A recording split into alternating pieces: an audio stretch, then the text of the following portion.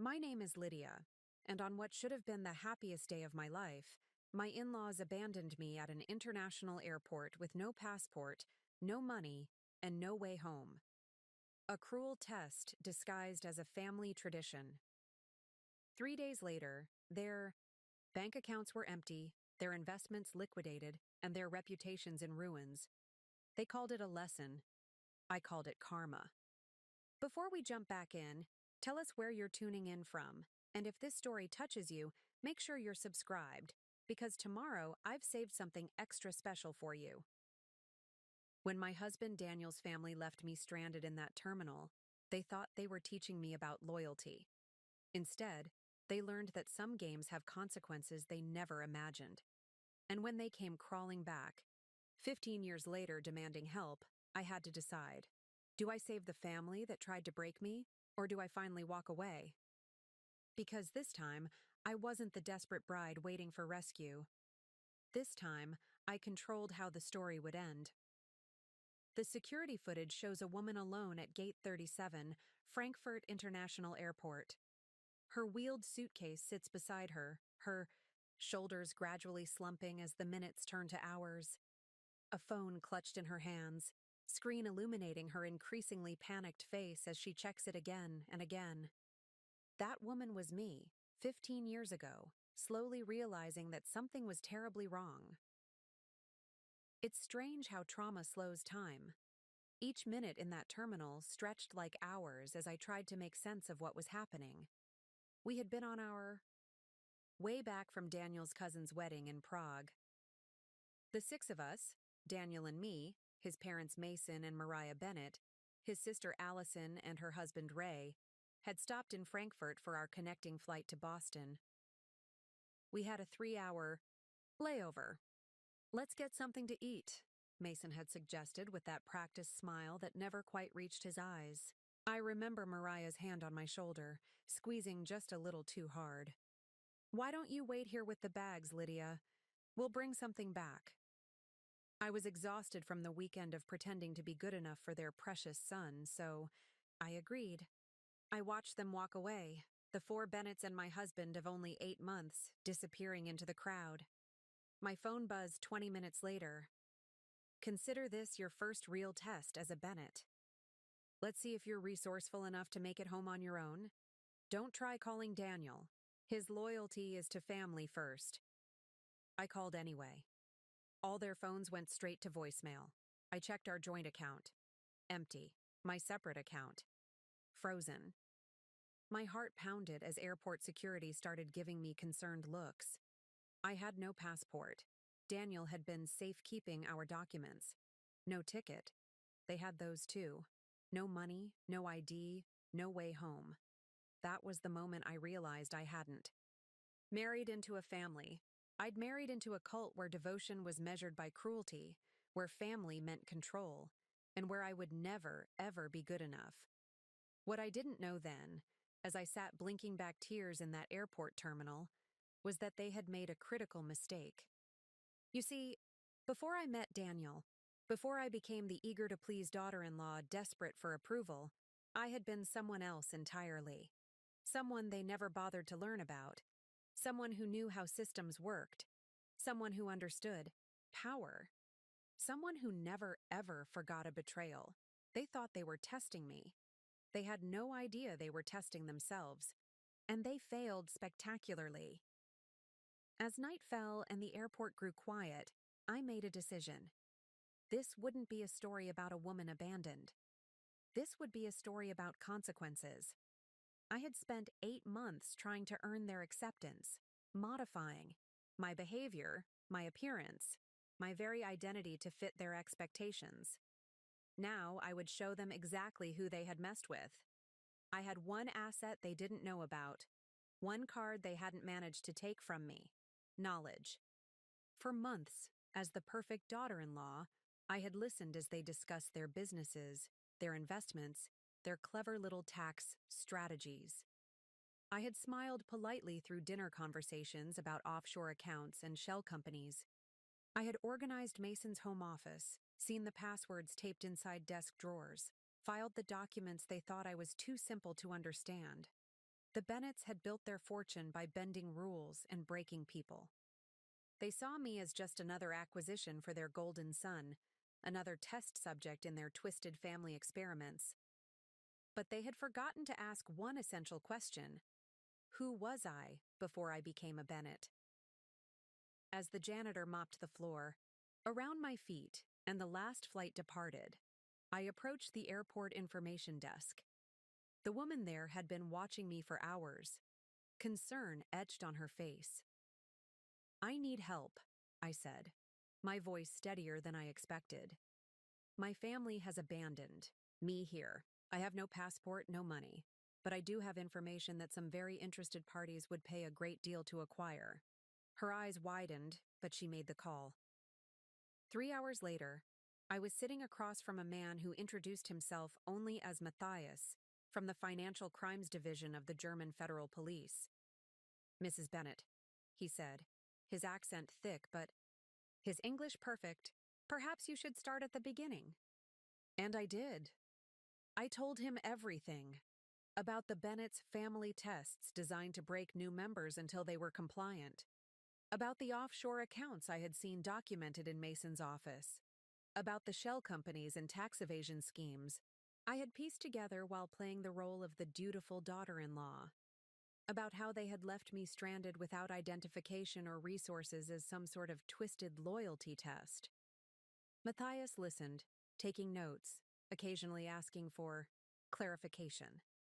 When I finished, he slid a phone across the table. "Call someone you trust, not your husband, someone from before." There was only one person I could think of: my college roommate, Meredith, the person I had been before the Bennetts consumed my identity. The call went through at 3 a.m. Boston time. "Lydia?" Her voice was groggy with sleep, but instantly alert. "What's wrong? Where are you?" "Frankfurt," I said, my voice finally breaking. "I need help."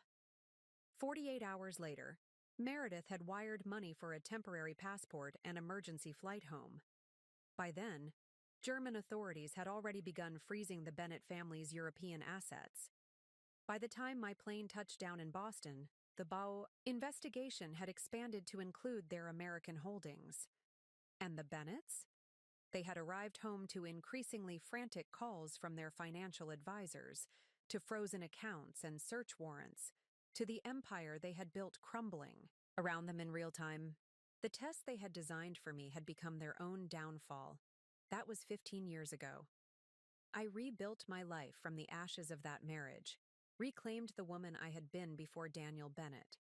I changed my name back, moved cities, created a new career helping others escape financially abusive relationships. I thought the Bennetts were firmly in my past. Until last week, when a text message appeared on my phone from an unknown number. "We know it was you. And now we need your help." The Bennetts had found me, and they weren't finished with their games. The conference room falls silent as I finish my presentation. 15 executives from one of the largest banking institutions in the country stare at me with a mixture of discomfort and dawning realization. On the screen behind me, the final slide displays the stark statistics of financial abuse in relationships. "Thank you, Ms. Collins," the bank's VP of Customer Relations says, using my reclaimed surname. "Your insights on identifying patterns of control will be invaluable for our fraud prevention teams." I nod, gathering my materials. This is my life.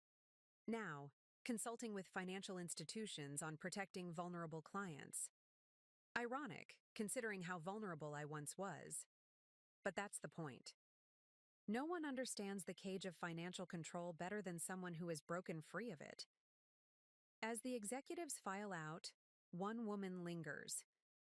"That was powerful," she says, "particularly your point about how abusers often present as the most charming, successful people in the room." "The most dangerous predators always wear the best disguises," I reply. And for a moment, I see Mason Bennett's perfectly practiced smile in my mind. Preparing and narrating this story took us a lot of time, so if you are enjoying it, subscribe to our channel. It means a lot to us. Now back to the story. My assistant Claudine meets me in the hallway with a coffee in my schedule. At 41, I've built a life that feels secure. My consultancy is thriving. My apartment in downtown Chicago overlooks the lake, and I answer to no one but myself. I have carefully constructed walls around my past. Even Claudine, who has worked with me for 5 years, knows only that I was once in a controlling marriage. The details, the airport, the Bennetts, the international financial crimes investigation, those remain buried. Your 3 o'clock canceled, Claudine says as we walk toward the elevator. But you received another text from that unknown number. Same as before. My stride falters slightly. Delete it, I say, keeping my voice neutral. If they call again, block the number. In the elevator, I check my secure email. 3 new client requests, a speaking invitation for a conference in Toronto, and a message from Meredith asking if we're still on for dinner tonight. Normal, controlled, safe. But as the elevator descends, so does my carefully maintained composure. 3 texts in 1 week, after 15 years of silence. The Bennetts have found me, and whatever they want, it won't be good. My apartment is on the 30th floor of a building with excellent security. Floor-to-ceiling windows offer panoramic views of Lake Michigan, the water a deep blue under the afternoon sun. I've decorated in cool grays and blues, calming colors, nothing like the ostentatious gold and crystal of the Bennett estate. Here, everything is chosen by me, paid for by me, controlled by me. I kick off my heels and pour a glass of wine, trying to shake the unease that has followed me since the first text arrived. The phone sits on my counter, silent, but somehow threatening. Part of me wants to change my number immediately. A deeper, more primal part wants to know what they could possibly want after all this time. The Bennett family had been Chicago royalty once. Mason's investment firm managed billions in assets for the city's elite. Mariah chaired charity boards and hosted galas. Their children, Daniel and Allison, had been groomed from birth to expand the dynasty. I had been an unexpected variable in their equation. The scholarship girl from Minnesota who somehow caught Daniel's eye during his MBA program. I was smart, ambitious, and naive enough to believe that love could transcend class boundaries. The Bennetts saw only an outsider, someone without the right pedigree or connections, someone who needed to be tested, broken, and remolded into a proper Bennett wife. For 8 months, I tried. I changed my clothes, my accent, my ambitions. I endured their subtle criticisms and not-so-subtle family traditions, bizarre loyalty tests designed to prove my devotion, spending night alone in the family's remote cabin during a snowstorm, being deliberately left behind at restaurants and events to find my own way home. Each test presented as a character-building exercise, each one stripping away another piece of my identity. The airport had been the final, unforgivable test, and they had failed it spectacularly. After returning to the States, I filed for divorce, immediately. Daniel never even contested it. His loyalty, as they had texted me, was to family first. As the financial crimes investigation intensified, the Bennetts circled their wagons. They lost millions in assets, but their lawyers managed to keep them out of prison. The last I heard, they had retreated to a much smaller estate in Wisconsin. Their social standing irreparably damaged, but their core fortune somehow preserved. I changed my name back to Collins, moved to the other side of Chicago, and rebuilt my life piece by piece. I earned my MBA, started consulting on financial security, and eventually founded my own firm specializing in helping institutions protect vulnerable clients from economic abuse. My past became a sealed box, opened only when necessary to help. Others recognized the warning signs I had missed. The doorbell rings, startling me from my thoughts. Through the security monitor, I see Meredith's familiar face. She's the only person who knows the full story, the only connection I maintained to my life before the Bennetts. "You look stressed," she says as she enters, handing me a bottle of wine. "Work or the mysterious texts?" Both, I admit, leading her to the kitchen. 3 messages in a week, all saying the same thing. We know it was you, and now we need your help. Meredith frowns as she takes a seat at the counter. At 42, she still has the same direct gaze and no-nonsense attitude that made her such a solid friend in college. After 15 years, what could they possibly want? I don't know, I say, opening the wine. And I don't care. Have you considered that it might not be them? Could be a scam. I shake my head. The first text mentioned Frankfurt specifically. No one knows about that except you and them. Meredith watches me carefully. Are you going to respond? Absolutely not. Whatever hole they've dug themselves into, they can climb out without my help. My phone buzzes on the counter. Unknown number. We both stare at it. Speak of the devils, Meredith mutters. I should ignore it. I've spent 15 years reclaiming my power, building boundaries, protecting myself from precisely this kind of intrusion. And yet, my finger swipes across the screen before I can stop myself. It's not a text this time. It's a photo. Daniel, looking 15 years older, standing beside a young woman with my eyes and his smile. Beneath the photo, 3 words that make my world tilt on its axis. Meet your daughter. My wine glass slips from my hand, shattering on the hardwood floor. Meredith jumps up, but I barely register her movement. I'm frozen, staring at the phone, at the impossible image on the screen. Lydia? What is it? Meredith's voice sounds distant, underwater. I turn the phone so she can see. Her sharp intake of breath confirms I'm not hallucinating. That's not possible, I whisper. But even as the words leave my mouth, I'm doing the math. The girl in the photo looks about 14, 15 years since Frankfurt, which means you were pregnant when you left him, Meredith says, putting it together at the same time. Did you know? I shake my head, still staring at the screen. No, I had symptoms, but with everything that happened, I thought it was stress. The thigh, girl has my high cheekbones, my auburn hair. But Daniel's eyes, Daniel's jawline, a perfect genetic blend of us both. Unmistakable. My phone buzzes again. Another text. Her name is Mariah. After my mother.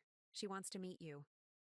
This is manipulation, Meredith says firmly, taking the phone from my hands. Classic Bennett tactics. They're trying to destabilize you. She's right. This is exactly how they operate. Emotional ambushes, unexpected revelations designed to throw you off balance. But even knowing that, I can't tear my eyes from the girl's face. My daughter. A child I never knew existed. If she's real, I say slowly, if that's really my daughter, I have rights. And if it's a trap? Meredith challenges. The Bennetts destroyed you once. You really want to give them another shot? Before I can answer, the phone rings. Trow. Number. The same one. Meredith's expression hardens. Don't. But I'm already reaching for the phone.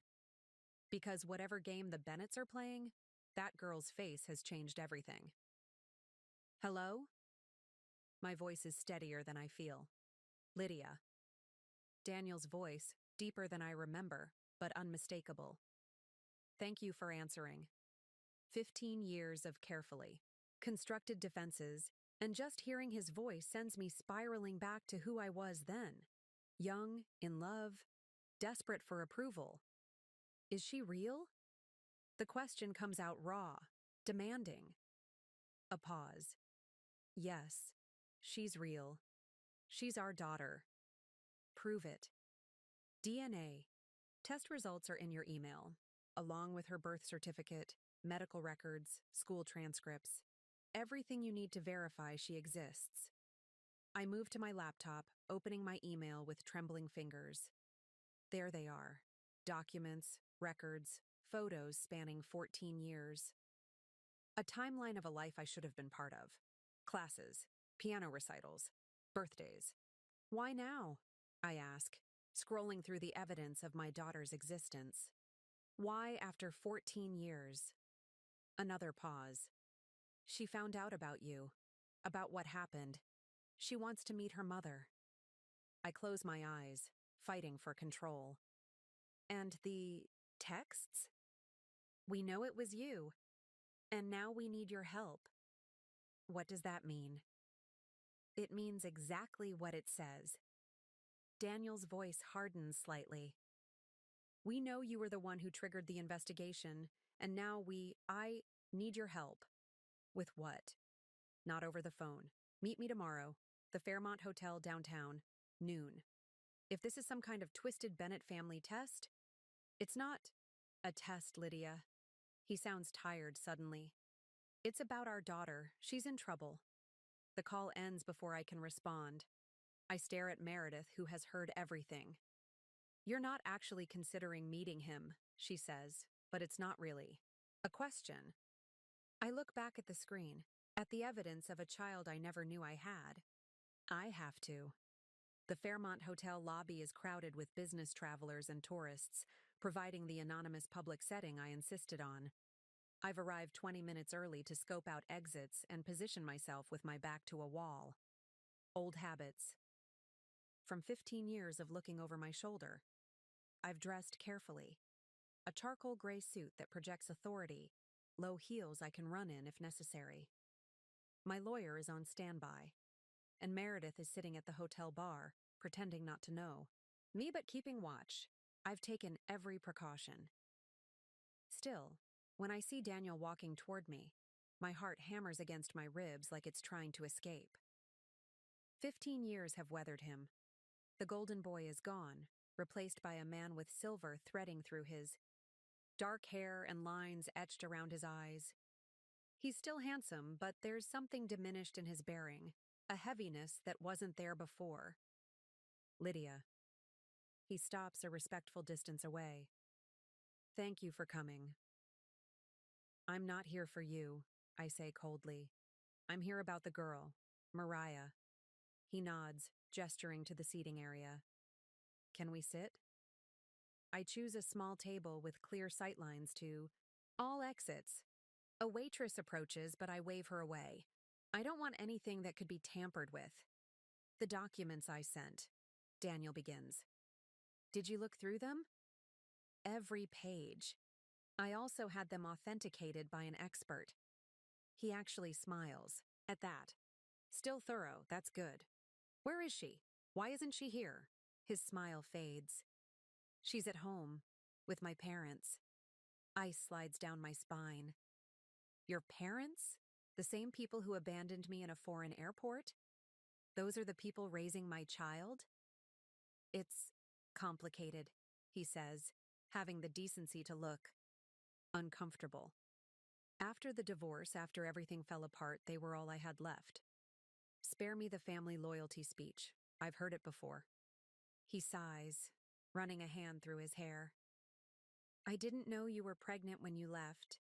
By the time I found out, you had disappeared, changed your name, moved. The investigation was in full swing. My family was falling apart. So you kept my child from me for 14 years. I thought it was best, given the circumstances. She had stability with us. And honestly, Lydia, I wasn't sure you'd want a reminder of your time with my family. The audacity of his assumption makes my blood boil. You had no right to make that decision. I know that now. He leans forward. That's part of why I'm here. Mariah deserves to know her mother. But there's something in his eyes, a calculation, a desperation, that tells me this isn't just about family reconciliation. What kind of trouble is she in? I ask directly. Daniel hesitates, then reaches for his phone. He pulls up a medical record. 3 months ago, Mariah was diagnosed with a rare kidney disorder. She needs a transplant. None of us are matches. Understanding dawns. So you need my help. Not for some nebulous Bennett family crisis. You need my kidney. I need you to get tested, he corrects. If you're a match, Yes, I'm asking you to consider donation. She's your daughter, too. The room seems to tilt slightly. A child I never knew, my flesh and blood, is sick, possibly dying. And after 14 years of silence, the Bennetts want a piece of me. Literally. Does she know that you're asking me for this? He looks away. Not exactly. She knows we're trying to find a donor. She knows about you now, that you're her mother, that you left before she was born. But she doesn't know I'm asking you specifically about the transplant. So you're manipulating her too. The Bennett family tradition continues. His jaw tightens. This isn't manipulation. This is desperation. She's my daughter, Lydia. Our daughter. And she's running out of time. I study his face, searching for the lies, the calculation. But all I see is fear. The kind of raw, primal fear that comes only when your child is in danger. I want to meet her first, I say finally. Before any testing, before any medical decisions. I want to meet my daughter, without your parents present. Daniel nods quickly, relief washing over his features. Of course, anything you want. And I'll have my lawyer draw up terms.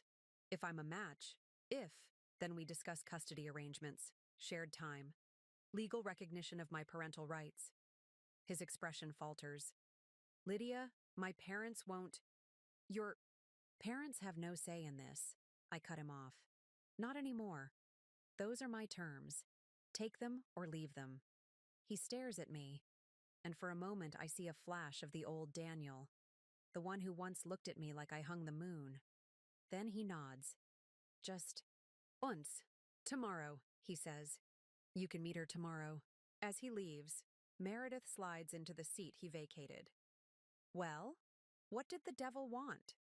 I look at her, the full weight of the situation finally hitting me. He has my daughter, and she needs my kidney. The elevator ride to my apartment feels interminable. Meredith keeps talking. Legal strategies, medical concerns, the likelihood this is all an elaborate Bennett scheme. But her words wash over me without registering. All I can see is that girl's face. My daughter. Mariah. You need to call your lawyer tonight, Meredith insists as I unlock my door. Before you agree to any medical testing, before you even meet her, you need legal protection. I know, I say absently, dropping my keys in the bowl by the door. Lydia, I'm serious. The Bennetts took everything from you once. Don't let them. Do it again. I turn to her, suddenly exhausted. What would you have me do, Meredith? Ignore the fact that I have a child? A sick child who might need my help? I'm saying be careful, she says, softer now. Protect yourself while you figure this out. After she leaves, I sit in the dark of my living room, staring at the city lights reflecting off the lake. The organized, controlled life I've built seems to shimmer and distort, like a mirage dissolving at my fingertips. I pull out my phone and look again at the photo of Mariah. For 14 years, she's been growing, learning, becoming a person, all without me, knowing she existed. I've missed first steps, first words, first days of school. I've missed scraped knees and bedtime stories and birthday candles. An entire childhood gone. Part of me wants to scream, to rage, to demand back all those stolen years. Another part whispers that this could still be a trap, that the Bennetts are masters of manipulation, that Daniel's desperation could be the most convincing performance yet. But what if it's not? What if my daughter is really sick? What if she needs me? I pull up the medical records Daniel sent. Pyelonephritis leading to chronic kidney disease. Progressive deterioration of function. Transplant recommended. The clinical language can't disguise the urgency. If these records are authentic, Mariah's condition is serious. My phone rings, startling me. It's not Daniel or the unknown number, but my lawyer, Amanda Fisher. Meredith called me, she says without preamble. Said you needed urgent counsel regarding a previously unknown child and potential organ donation. Relief floods through me. This is what I need, someone practical, someone who can see through the emotional haze to the legal reality. It's complicated, I begin. Family matters always are, she replies. Start from the beginning. I tell her everything: the texts, the photo, the meeting with Daniel, the medical records, the kidney request. She listens without interrupting, making occasional notes. First, she says when I finish, we need to verify paternity legally, not just with the documents they provided. Second, we file for emergency recognition of your parental rights.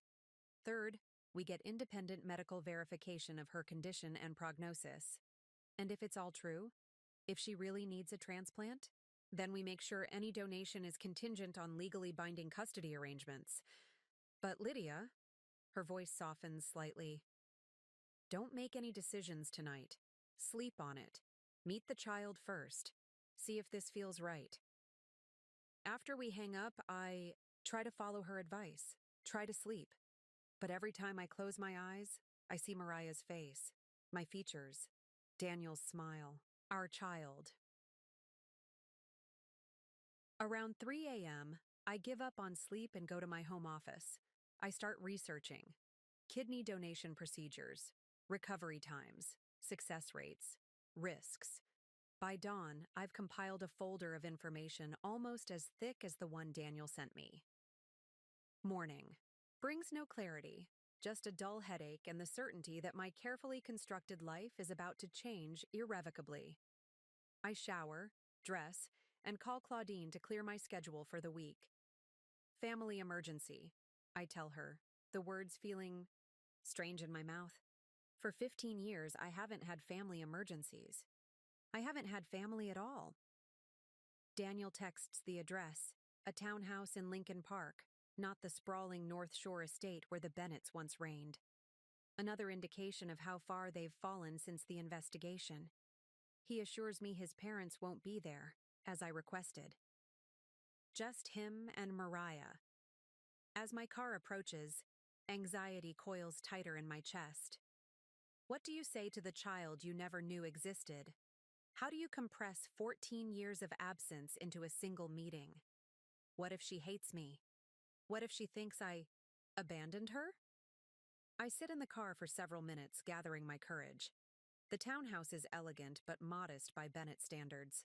3 stories of red brick with black shutters and a small front garden. Nothing like the cold marble mausoleum where I spent those 8 miserable months of marriage. Finally, I force myself to approach. Before I can ring the bell, the door swings open. Daniel stands there, tension evident in every line of his body. She's nervous, he says quietly. I've told her the basics, that you didn't know about her, that you've been looking forward to meeting her. Have you told her why I left? I ask, suddenly needing to know what version of history my daughter has been taught. Something like shame flickers across his face. I told her we divorced before you knew you were pregnant, that things were complicated. That's one word for it, I say dryly. He steps back, letting me enter.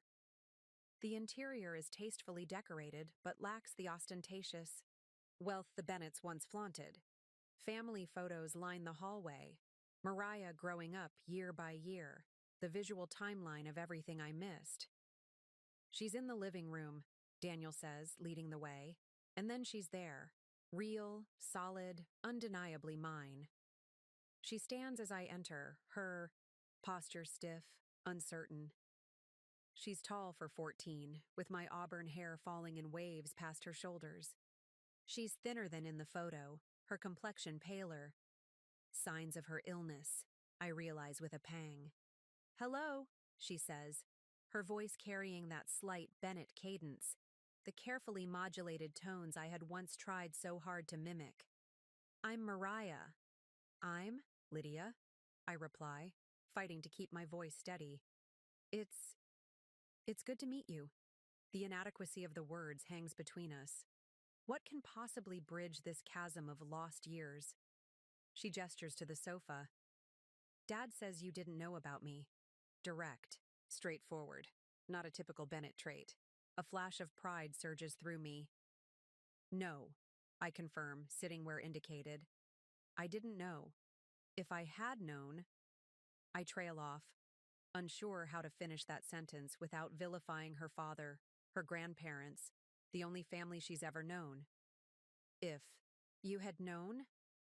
What? She prompts, fixing me with a gaze so like my own it's disorienting. If I had known, I say carefully, I would have moved heaven and earth to be part of your life. She studies me, searching for the lie. Another non-Bennett trait. They never questioned, only judged. Dad says you're a financial consultant now, that you help people. I nod. That's right. I work with banks and institutions to protect vulnerable clients. Because of what happened with Grandpa's business, my eyes flick to Daniel, who looks distinctly uncomfortable. How much does she know?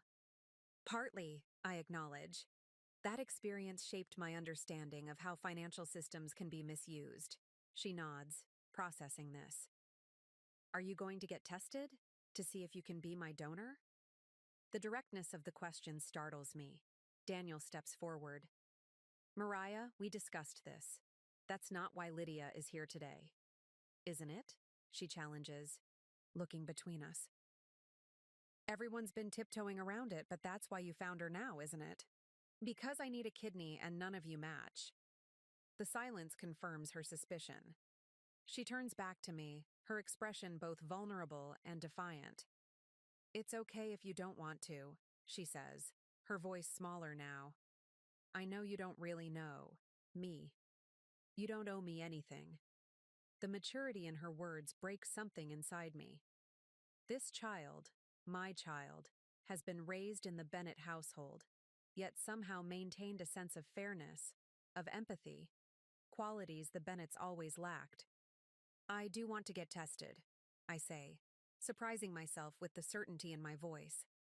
But, Mariah, regardless of whether I'm a match or not, I'd like to get to know you. If that's something you want too. For the first time, her composed facade cracks slightly. Hope and wariness war in her expression. I'd like that, she says softly. I've always wondered about you. Daniel clears his throat. Why don't I give you two some time to talk? I'll be in the kitchen if you need anything. As he leaves, Mariah and I are left facing each other, mother and daughter, strangers and yet undeniably connected, navigating the beginning of a relationship that should have started 14 years ago. I'll edit the part where there's an abrupt change in setting to make the transition smoother. The afternoon passes in a blur of careful conversation.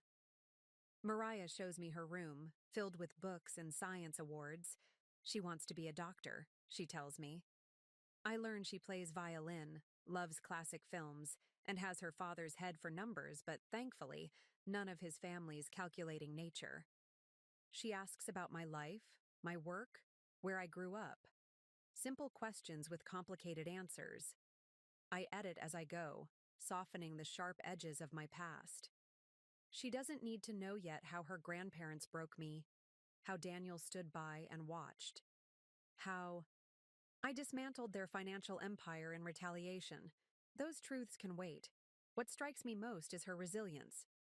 Despite her illness, despite the sterile medical equipment tucked discreetly in corners of her room, she carries herself with a quiet determination that resonates deep within me. I recognize it. It's the same force that pulled me through my darkest days after Frankfurt. Dad says you're really smart, she says as we sit on the window seat in her room. That you figured out Grandpa's whole financial system even though you weren't trained in finance. I smile tightly. I had good motivation. She studies me with those perceptive eyes. You don't like them much, do you? Grandma and Grandpa. We have a complicated history, I admit, wondering how much Daniel has told her. They don't talk about you, she says matter-of-factly. When I asked about my mom growing up, they'd change the subject. It wasn't until I got sick that Dad finally showed me pictures, told me your name. The revelation stings. They erased me so completely that my own daughter grew up without even knowing my name. I'm sorry I wasn't there, I say, the words inadequate. against the weight of 14 lost years. She shrugs, but I can see the hurt beneath the casual gesture. Not your fault. You didn't know about me. When it's time to leave, we exchange phone numbers. A surreal moment, programming my daughter's contact information as if she's a new business acquaintance rather than my own flesh and blood. Daniel walks me to the door. Thank you, he says quietly, for coming, for being kind to her. I'm not doing it for you, I reply, keeping my voice low so Mariah won't hear. I'm doing it for her. I know. He hesitates. About the testing, I'll call the hospital tomorrow. Set it up. Relief flickers across his face. Lydia, Don't. I cut him off. This doesn't fix what happened. This doesn't make us friends. His expression falls slightly. We were more than friends once. And then you and your family left me stranded in a foreign country as a test. We're well beyond reconciliation, Daniel. Before he can respond, I turn and walk to my waiting car, emotions churning beneath my carefully composed exterior. The next morning, I make the call to Northwestern Memorial Hospital's transplant center. My voice is steady as I explain the situation: a daughter I've just discovered, a genetic match confirmed through private testing, a desire to move forward as a potential donor. The coordinator is professional, efficient, scheduling my initial evaluation for the following day. The medical testing process is swift, clinical. Blood drawn, tissue typed, forms signed. Through it all, I feel strangely detached, as if watching myself from a distance. This body, which has been solely mine for 41 years, might soon surrender a piece of itself to the daughter I never knew. 3 days after my tests, my phone rings. It's the transplant coordinator. Ms. Collins, we have your results. A pause that stretches like eternity. You're a match. A very good match, actually. Despite having prepared myself for this possibility, the reality hits like a physical blow. I am a match. I can save my daughter's life. The choice I thought would be difficult suddenly seems obvious, inevitable. What happens next? I ask, my voice steady despite the tremor in my hands. She outlines the process. More tests, psychological evaluations, the surgery itself, recovery time. 6 weeks minimum before I can return to work. Longer before I'm fully recovered. And the risks? I prompt. All surgery carries risks, she acknowledges. But kidney donation is relatively safe. The most common complications are infection, bleeding, or reactions to anesthesia. Long-term, most donors live perfectly normal lives with one kidney. After the call, I sit at my desk, staring at the calendar on my computer. My carefully scheduled life will need to be completely reorganized. Client meetings postponed, projects delegated, recovery time accommodated. But beneath the logistical concerns lies a deeper question. What happens after? If I do this, if I give Mariah my kidney, what role will I play in her life going forward? Will the Bennetts allow me regular contact, or will they take what they need and push me away again? I need guidance from someone who understands the tangled web of family obligation, someone who has navigated complicated family dynamics and emerged whole. I pull out my phone and dial a number I haven't used in years. Dr. Maxwell's office, a receptionist answers. This is Lydia Collins. I need to schedule an appointment with Dr. Maxwell. It's urgent. 2 hours later, I'm sitting in the familiar office where I spent so many hours after the Frankfurt incident. Dr. Claudia Maxwell hasn't changed much. Her silver hair perhaps a shade whiter, the lines around her eyes a bit deeper, but her penetrating gaze is exactly as I remember. 15 years, she says, studying me. You've done well for yourself, Lydia. I followed your advice, I reply. Built a life focused on helping others avoid what happened to me. She nods approvingly. And now, the Bennetts have resurfaced. With a daughter you never knew existed, I explain the situation. Mariah's illness, the transplant, my matching results, the complex emotions swirling beneath my decision. You're afraid, she observes when I finish, not of the surgery itself, but of what comes after. The Bennetts. Take what they want and discard the rest, I say, the old bitterness rising. What if they're using Mariah's illness to get what they need from me, only to shut me out again once she's recovered? Dr. Maxwell considers this, fingers steepled beneath her chin. That's certainly possible given their history, but there's something you're not considering. What's that? Mariah herself. She's 14, not 4. Old enough to have agency in this relationship to maintain contact with you if she chooses, regardless of what her father or grandparents want. The observation shifts something in my perspective. I've been thinking of Mariah as a pawn in the Bennett's game, not as an individual with her own will, her own desires. You've spent 15 years helping others reclaim their power, Dr. Maxwell continues. Perhaps it's time to help Mariah find hers, and in doing so, reclaim a piece of yourself that was taken from you. What if I'm not ready to be a mother? The question emerges unbidden, exposing my deepest fear. Dr. Maxwell smiles gently. From what you've told me about your meeting with Mariah, you already are. The question is whether you're ready to claim that role officially. She leans forward. Lydia, when you came to me 15 years ago, you were shattered. The Bennetts had broken you into pieces, and we worked together to reassemble those pieces into something stronger. But there was always a hole, a space where family should have been. Perhaps this is the universe's way of filling that hole. Or the Bennetts' way of exploiting it, I counter. Perhaps. But consider this. What if the greatest revenge against the Bennetts isn't destroying their finances or exposing their crimes, but becoming the mother they never wanted you to be?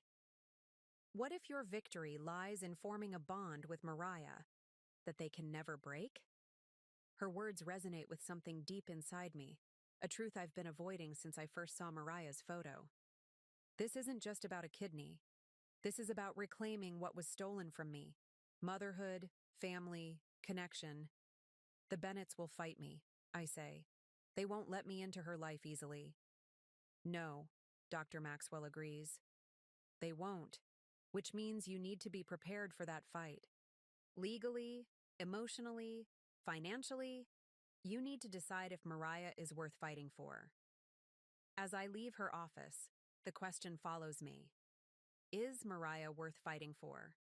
Worth disrupting the safe, controlled life I've built? Worth facing the Bennetts? Again, with all their manipulation and cruelty? The answer comes as I reach my car, simple and irrefutable. Yes, she is worth everything. I pull out my phone and call my lawyer. Amanda? I've decided. I'm going to donate the kidney. But I need you to draw up the most comprehensive custody agreement possible. Joint legal custody, guaranteed visitation, decision-making authority for medical and educational matters. The Bennetts won't agree to that, she warns. Then they don't get my kidney, I reply, a new resolve hardening within me. It's time they learned that some things can't be taken. Some things must be earned. Absolutely not. Mason Bennett's voice fills Daniel's living room, his face flushed with anger. This is extortion. I sit calmly across from him, Amanda beside me, legal documents spread across the coffee table between us. Daniel stands by the window, tension radiating from his shoulders. Mariah is at a friend's house. I insisted she be elsewhere for this meeting. It's not extortion, Mr. Bennett, Amanda replies coolly. It's a standard custody agreement between biological parents. There's nothing standard about this situation, Mariah, the elder, snaps. Her perfectly coiffed hair and designer outfit can't disguise how the years have worn her down. Lydia abandoned her parental rights years ago. I didn't know I was pregnant, I reply evenly. Your son kept that information from me, as did you. We're not debating ancient history, Mason dismisses with a wave of his hand. The fact remains that you're using Mariah's illness as leverage to force your way into her life. The irony is breathtaking. That's an interesting perspective, considering you only contacted me because you need my kidney. Daniel clears his throat. This isn't getting us anywhere. The fact is, Lydia is Mariah's mother. She's a match. She's willing to donate. We should be grateful, not hostile. Mason turns on his son, eyes flashing. Grateful? She destroyed our family. She triggered the investigation that cost us everything. You did that yourselves, I interject calmly. When you decided to commit financial fraud on a massive scale. We made strategic investments, Mariah corrects primly. You falsified documents and misappropriated client funds, I counter. But that's not why we're here today, Amanda taps the papers. These terms are non-negotiable. Ms. Collins is willing to undergo major surgery to save her daughter's life. In return, she expects legal recognition of her parental rights and a formalized visitation schedule. Mason leans forward, eyes narrowed. And if we refuse? Then you'll need to find another donor, I say simply. Daniel makes a strangled sound. Dad, please. This is Mariah's life we're talking about. Mason and Mariah exchange a look loaded with unspoken communication, a Bennett family specialty. We'll need time to review these terms, Mason says finally. You have 24 hours. Amanda replies. The transplant committee meets on Thursday.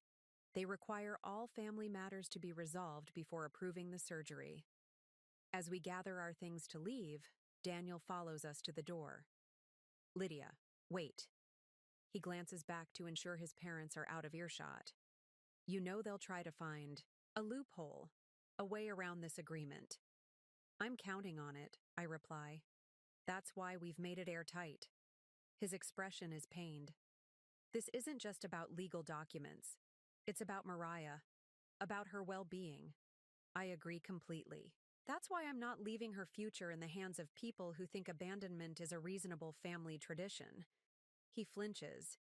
I've changed, Lydia. We're not the same people we were 15 years ago. I study him, searching for the truth, behind his words. There's a weariness in his eyes, a humility that wasn't there before. Still. Prove it, I say. Sign the agreement. Stand up to your parents. Put Mariah first for once. The next morning, I wake to a text from Daniel. They'll sign, with one condition. My lawyer advises against meeting without her present, but this feels like something I need to handle personally. I agree to coffee at a neutral location, a busy cafe in the Loop where the public setting will keep everyone civil.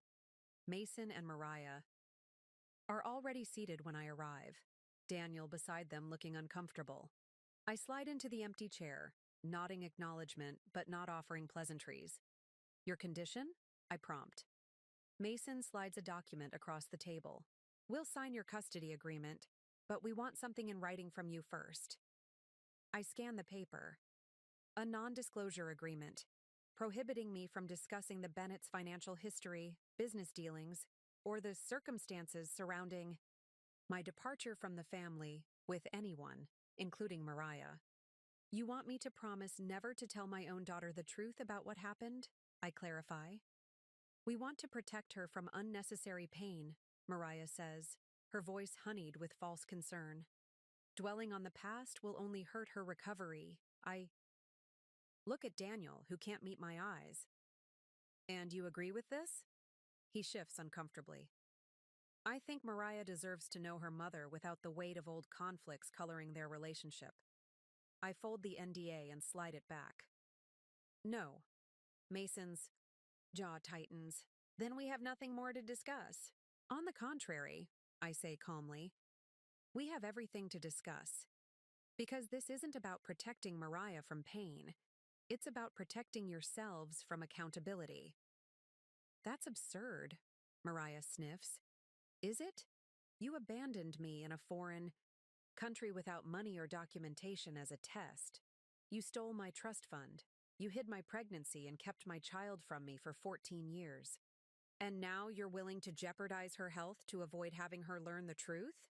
Daniel pales. No one is jeopardizing her health, aren't they? Because I'm still willing to donate. I'm still willing to sign the custody agreement. The only obstacle here is your parents' insistence that Mariah never learn who they really are. Mason leans forward, voice lowered to a threatening murmur. We rebuilt our lives after what you did. We won't let you destroy our relationship with our granddaughter. You did that yourselves the moment you decided to use her illness to bring me back into your orbit. I stand, gathering my purse. My offer stands. Kidney for custody. No NDAs, no secrets, no manipulation. You have until tomorrow morning to decide. After that, I'll tell Mariah everything myself and let her make her own choice about who she wants in her life. As I turn to leave, Daniel follows me out. Lydia, wait. He catches my arm outside the cafe. You don't understand what you're doing. My parents, I understand perfectly. I cut him off. Your parents still control you, just like they did 15 years ago. And now they're trying to control Mariah the same way. It's not that simple. It is exactly that simple. Your daughter is sick, Daniel. She needs a kidney. I'm willing to give her mine. The only thing standing in the way is your parents' obsession with keeping their dirty secrets buried. His shoulders slump in defeat. What do you want me to do? For a moment I glimpse the man I once thought I loved. Uncertain, malleable, perpetually, caught between duty to his family and his own moral compass.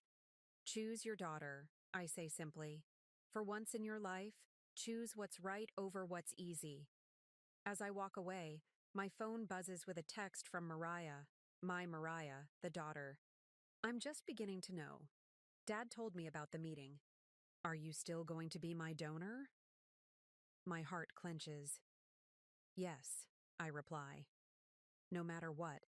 Another text follows quickly. Can I see you tomorrow? Just us? The request sends a surge of hope through me. Of course. Name the place. The hospital cafeteria wasn't my first choice for a heart-to-heart, but Mariah has tests scheduled all morning. She picks at a salad across from me, looking smaller in her hospital gown, more vulnerable. Dad told me Grandma and Grandpa are making things difficult, she says, without preamble. I choose my words carefully. They're concerned about how our relationship might develop. She gives me a look far too knowing for 14. They don't want me to know why you left. Surprised by her directness, I hesitate. What has your father told you? That you got divorced? Before he knew about me. That things were complicated. She makes air quotes around the word. But I've heard things over the years. Arguments, whispers. I know Grandpa did something bad with money. I know they made you do tests to prove yourself worthy of the family. My breath catches. She knows more than anyone has given her credit for. Why are you telling me this? I ask gently. She meets my eyes, suddenly looking very much like me at that age, determined, uncompromising. Because I want you to know that whatever agreement you make with them, whatever they try to hide, from me I'll find out eventually. I always do.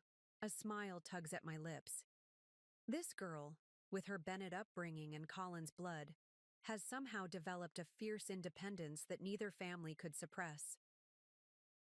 The surgery is scheduled for next week, she continues, her voice softer now. I'm scared. The admission, so honest and raw, cuts through all the legal maneuvering and family politics. I reach across the table and take her hand. I'm scared too, I admit. But we'll get through it together. She squeezes my hand. Promise you won't leave after? Even if they make it hard? I promise. The words come easily, a vow I know I'll keep, no matter what obstacles the Bennetts throw in my path. I've missed 14 years of your life, Mariah. I won't miss another day if I can help it. Her smile is worth every battle ahead. The Bennett family formally signs the custody agreement 2 days later, in a tense meeting facilitated by our respective lawyers. Mason's signature is sharp and aggressive, cutting into the paper. Mariah, Senior signs with a flourish of practiced elegance. Daniel's signature is hesitant, but ultimately firm. My own hand is steady as I claim my legal rights to my daughter after 14 years. No non-disclosure agreement is mentioned. Either Daniel convinced his parents to drop the demand, or they found another strategy to control the narrative. Knowing the Bennetts, I suspect the latter. "We'll expect you at Sunday dinner this weekend," Mariah Sr. says as we conclude, her tone making it sound more like a summons than an invitation. Mariah looks forward to having the whole family together before the surgery. The phrasing is deliberate, the whole family. A subtle reminder that they consider themselves the primary unit, with me as the outsider granted temporary access. I smile pleasantly. "I'll check my calendar and let Daniel know," I reply, refusing to be baited. As we leave the lawyer's office, Amanda catches my arm. "That was too easy," she murmurs. "The Bennetts don't surrender control without a fight." "They haven't surrendered anything," I reply quietly. "They're just changing tactics." The next day, I receive a formal invitation to Sunday dinner, delivered by courier to my office. Heavy cream cardstock with embossed lettering, as if we're arranging a diplomatic summit rather than a family meal. The formality is another power play, the Bennetts establishing the terms of engagement. "Are you going?" Meredith asks when I call to tell her about it. I have to. It's my first opportunity to see how they interact with Mariah in their own environment. "Just be careful," she warns. "You know how they operate. They'll present a united front, try to make you feel like the outsider." I've been the Bennett family outsider before, I remind her. I know all their tricks, but as Sunday approaches, my confidence wavers. This isn't just about me anymore. Every move I make affects Mariah now. If I clash with her grandparents, she's caught in the middle. If I reveal too much about our painful history, I risk disrupting the only family structure she's ever known right before a major surgery. I dress carefully for the dinner. A simple but elegant navy dress that projects confidence without ostentation. I bring a tasteful bouquet of flowers and a small gift for Mariah, a vintage edition of To Kill a Mockingbird that she mentioned was her favorite novel. The Bennett home is a far cry from their former mansion. The Lincoln Park townhouse is still luxurious by most standards, but it lacks the imposing grandeur they once cultivated. Another reminder of how far they fell after the investigation I triggered. Daniel answers the door, looking relieved to see me. "Thanks for coming," he says quietly. "Mariah's been looking forward to it all day." Inside, Mason is mixing drinks. In the living room, while Mariah Sr. fusses with place settings in the dining room visible through an archway. Mariah, my Mariah, sits on the sofa, looking pale but smiling when she sees me. "You came," she says, and the simple delight in her voice melts something inside me. "Of course I did." I hand her the wrapped book. A little pre-surgery gift. She unwraps it carefully, her eyes widening at the vintage binding. "This is beautiful. Thank you." Mason approaches, drink in hand. "Lydia, white wine still your preference?" Vici. Fact that he remembers feels like another calculated move. "Water is fine, thank you. I'm driving." "Nonsense," Mariah Sr. interjects, appearing from the dining room. "You must stay for dessert. Daniel can drive you home later." And so it begins. The subtle pressure to conform to their plans, to surrender control of even small decisions like what I'll drink and how I'll get home. "Water is perfect," I repeat firmly, accepting the glass Daniel hands me instead. Dinner is a masterclass in Bennett family dynamics. Mariah Sr. dominates conversation with stories about Mariah's childhood, tales pointedly set during years I missed. Mason interjects with carefully phrased questions about my business, each, one disguised as interest but structured to highlight the disparity between my success and their former empire. Through it all, Mariah watches closely, her observant eyes missing nothing. Daniel attempts to referee, steering conversations away from dangerous territory. Lydia's company has done remarkable work with financial literacy for vulnerable populations, he offers during one particularly tense moment. Perhaps you could speak at Mariah's school sometime? That would be lovely, Mariah Sr. says, her smile brittle. Though perhaps after the surgery and recovery, we wouldn't want to overcommit Lydia's time, knowing how busy she is. The implication is clear. They expect me to disappear after the donation, to return to my separate life despite the custody agreement. Actually, I counter smoothly, the recovery period would be perfect for getting more involved in Mariah's school activities. I'll have 6 weeks away from work to focus on building our relationship. Mason's hand tightens around his fork. How convenient. Mariah, my Mariah, speaks, up unexpectedly. I think it's great. Mom can help me catch up on schoolwork during recovery. The word mom falls into the conversation like a stone into still water. Everyone freezes momentarily. It's the first time she's called me that. Mariah Sr. recovers first. Darling, you've always called me Grandma. I think calling Lydia by her first name would be less confusing, don't you think? I watch my daughter's face carefully. This is her battle to choose, not mine. Mariah sets down her fork deliberately. Actually, no. I have a grandmother and a mother. It's not confusing at all. The tension at the table thickens. Mason clears his throat. Mariah, remember what we discussed? You mean about how I should be careful not to upset anyone before the surgery? Mariah interrupts, a hint of steel in her young voice. I remember, but I don't think calling my biological mother Mom should upset anyone, unless they're being unreasonable. I hide my smile behind my water glass. Whatever the Bennetts have tried to instill in her over the years, my daughter has clearly developed a mind of her own. After dinner, while the elder Mariah and Mason clear plates, refusing my offer to help, another. Power play. Daniel suggests Mariah show me the garden. It's her project, he explains. She's been working on it since her diagnosis. Says it gives her something to look forward to after recovery. The small urban garden behind the townhouse is a riot of carefully planned color. Flowering plants, arranged by height and bloom time, with small stone pathways winding between raised beds. It's beautiful, I tell her honestly. You have a real talent for design.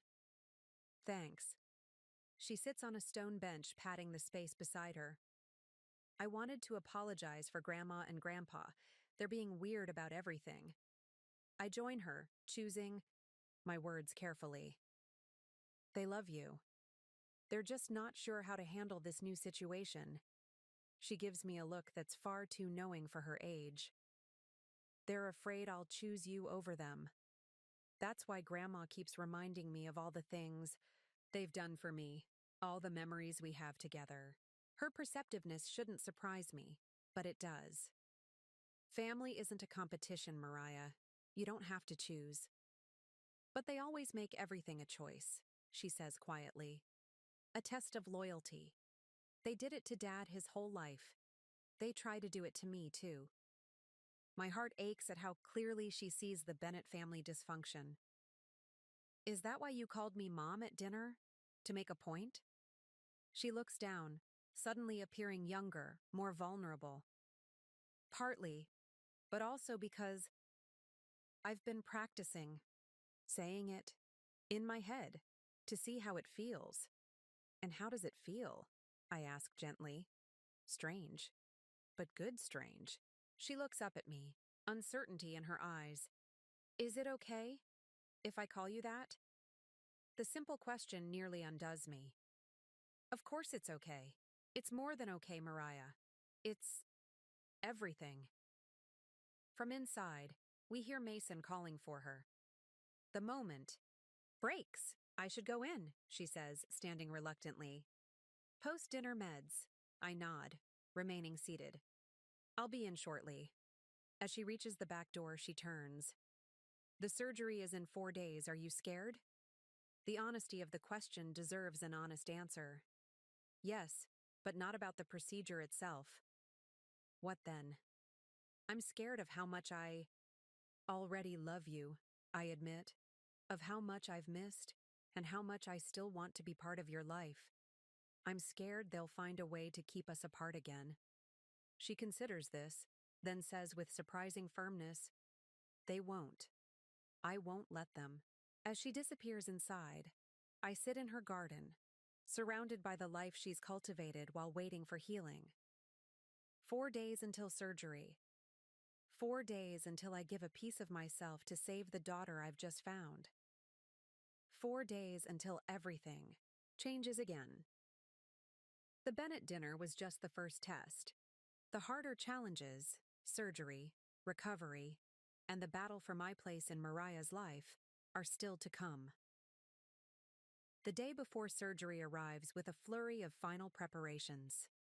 I've delegated all pressing work to Claudine and my senior staff. My apartment has been reorganized for recovery. Comfortable pillows on the couch, easy meals in the freezer, medications arranged in the bathroom cabinet.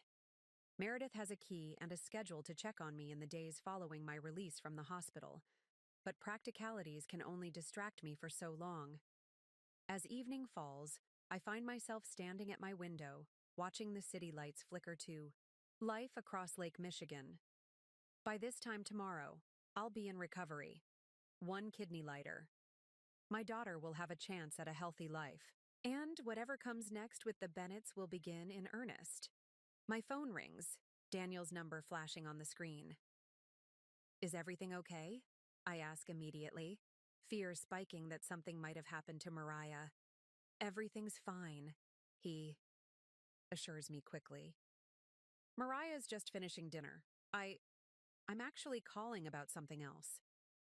His hesitation is familiar, the sound of Daniel Bennett working up the courage to say something his parents wouldn't approve of. I'm listening, I prompt. I'd like to come by. To talk. Just the 2 of us, before tomorrow. The request surprises me.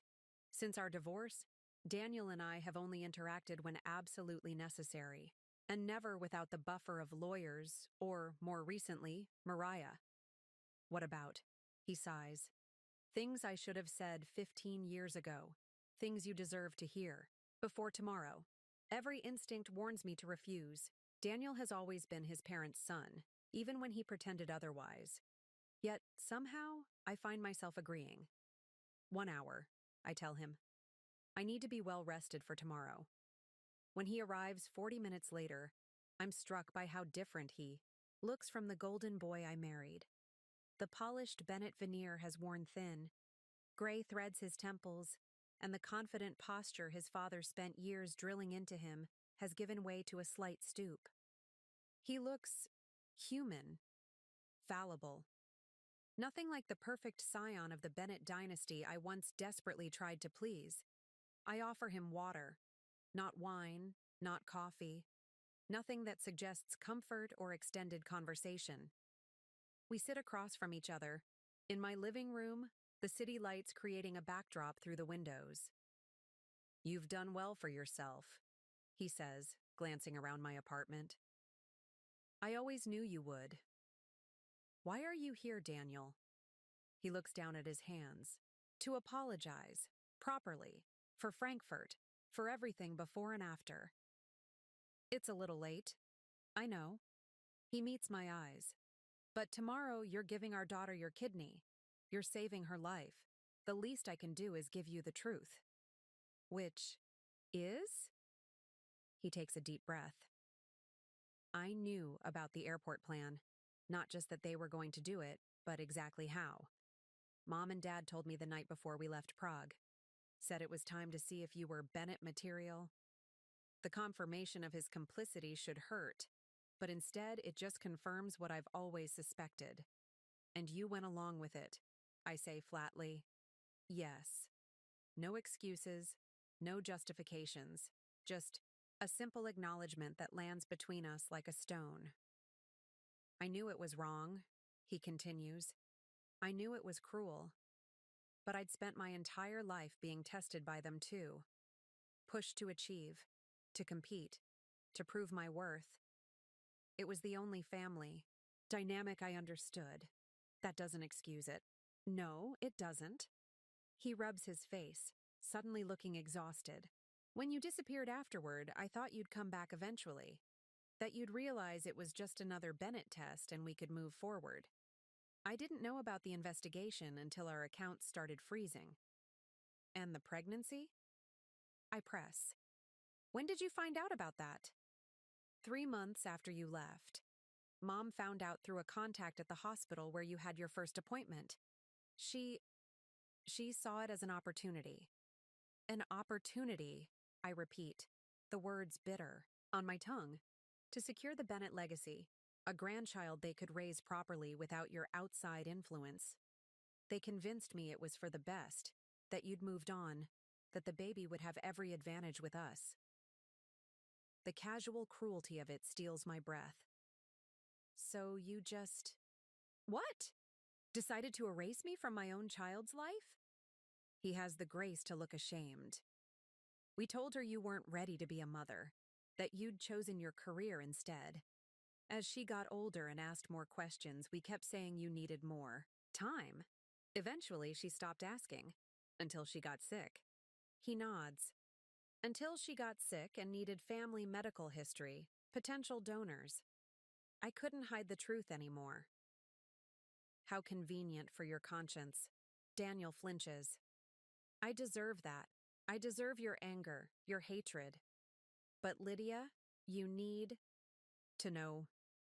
He hesitates, then continues with visible effort. My parents didn't just want to test you at the airport. They wanted you gone. What do you mean? You were asking too many questions about the business. Looking through papers in Dad's office, they were afraid you'd discovered their schemes. A cold realization washes over me. Frankfurt wasn't just a test. It was elimination. He nods, unable to meet my eyes. They never expected you to make it home. They thought you'd be stranded, desperate, forced to call your family for help. When you not only got back but triggered an international financial investigation. He shakes his head. They were blindsided. And you? I press. Were you blindsided too? Or were you part of the plan to ruin me? I was a coward, he says simply.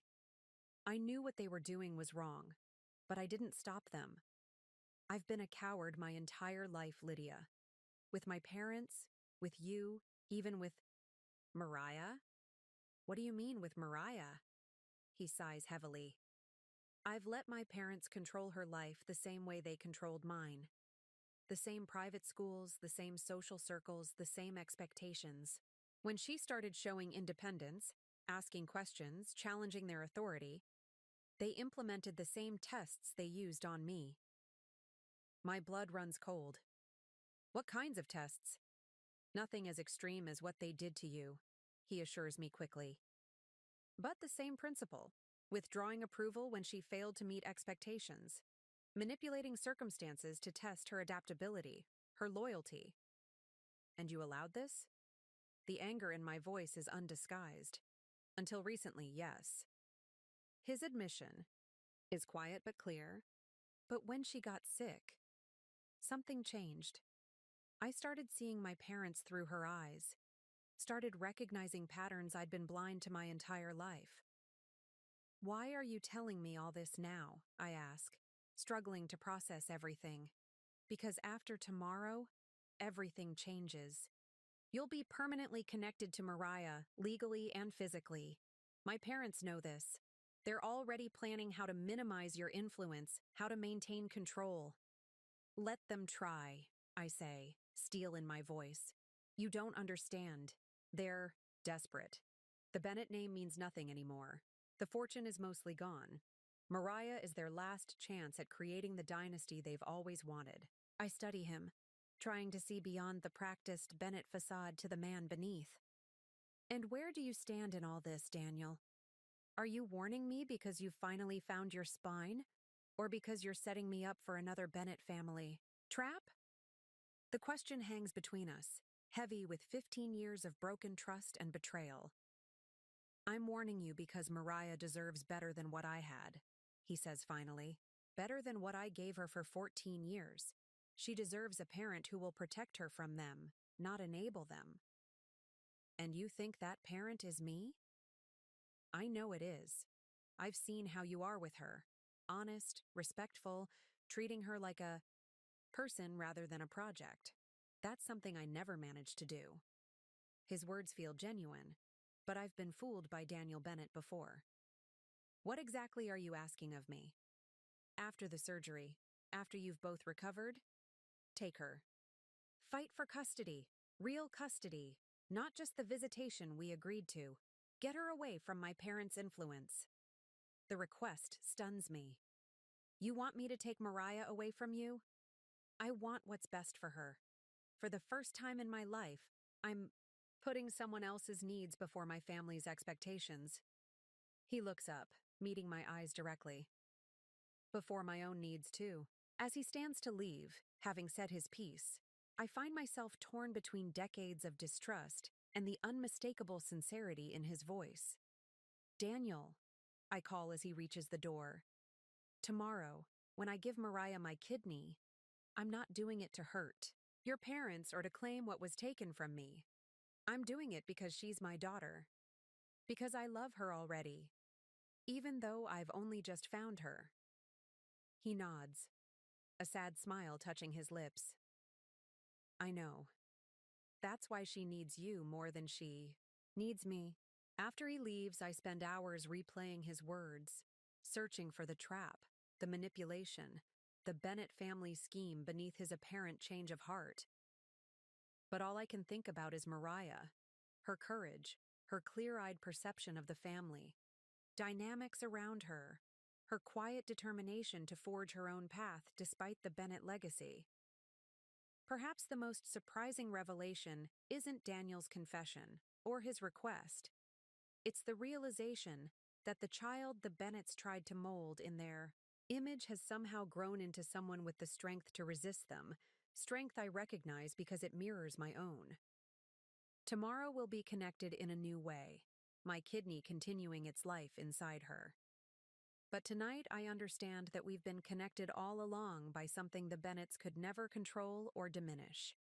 The innate resilience that allowed us both to survive them. The hospital room is bathed in pre-dawn light when I arrive for pre-surgical preparation. Everything feels surreal. The antiseptic smell, the hushed voices of the medical staff, the waiver forms I sign with steady hands despite the tremor in my heart. This is happening. Today I will give a piece of myself to the daughter I've only just found. My surgical team arrives for final consultations. Dr. Rivera, the transplant surgeon who will remove my kidney, and Dr. Patel, who will implant it in Mariah. They explain the procedures again, review risks and recovery timelines, ask if I have any last questions. "How soon can I see her afterward?" I ask. "It's the only thing that matters to me now." "You'll both be in recovery for several hours," Dr. Rivera explains. "But if all goes well, you can be wheeled in to see her tomorrow morning." A nurse enters with my surgical gown and instructions to change. As the doctors leave to give me privacy, Dr. Patel pauses at the door. "What you're doing is extraordinary," she says quietly. "Not everyone would give so much to someone they've only just met, blood relation or not." The comment stays with me as I change into the hospital gown, store my clothes in the provided locker, and settle onto the gurney.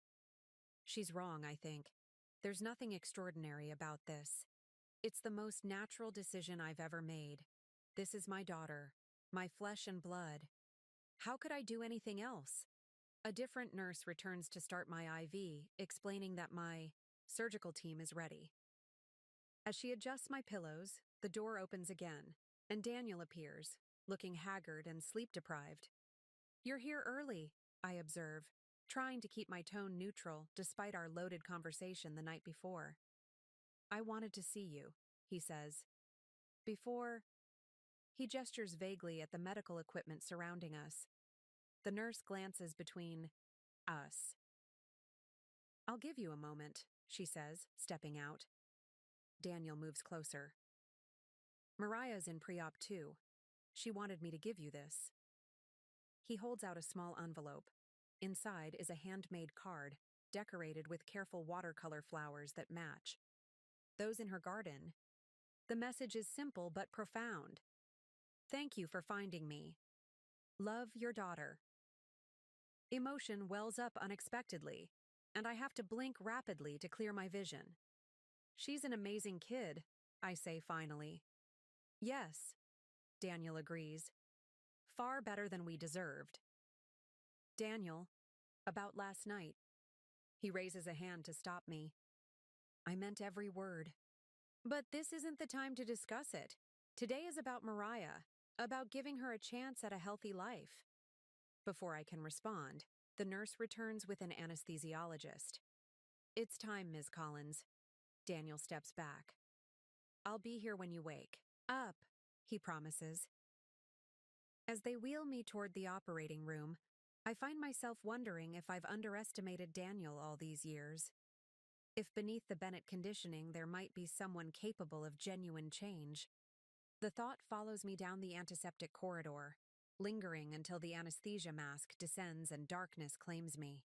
I surface slowly from anesthesia, awareness returning in fragments. The steady beep of monitors, the dull ache in my abdomen, the dry cotton feeling in my mouth. I blink against harsh fluorescent lights, trying to orient myself. Welcome back, a nurse says, materializing beside my bed. Surgery went perfectly. Your kidney was beautiful. Dr. Rivera was very impressed. Mariah? My voice is a rasp. Her procedure finished about an hour after yours. Everything went well. She's in recovery now. Relief washes through me, stronger. Then the pain medication flooding my system. It worked. My kidney is inside my daughter, helping her live. Rest now, the nurse advises, adjusting my IV. Tomorrow will be busy. I drift in and out of consciousness, vaguely aware of medical staff, checking my vitals, adjusting medications. At some point, I think I see Daniel standing at the foot of my bed. But when I blink, he's gone. A dream, perhaps.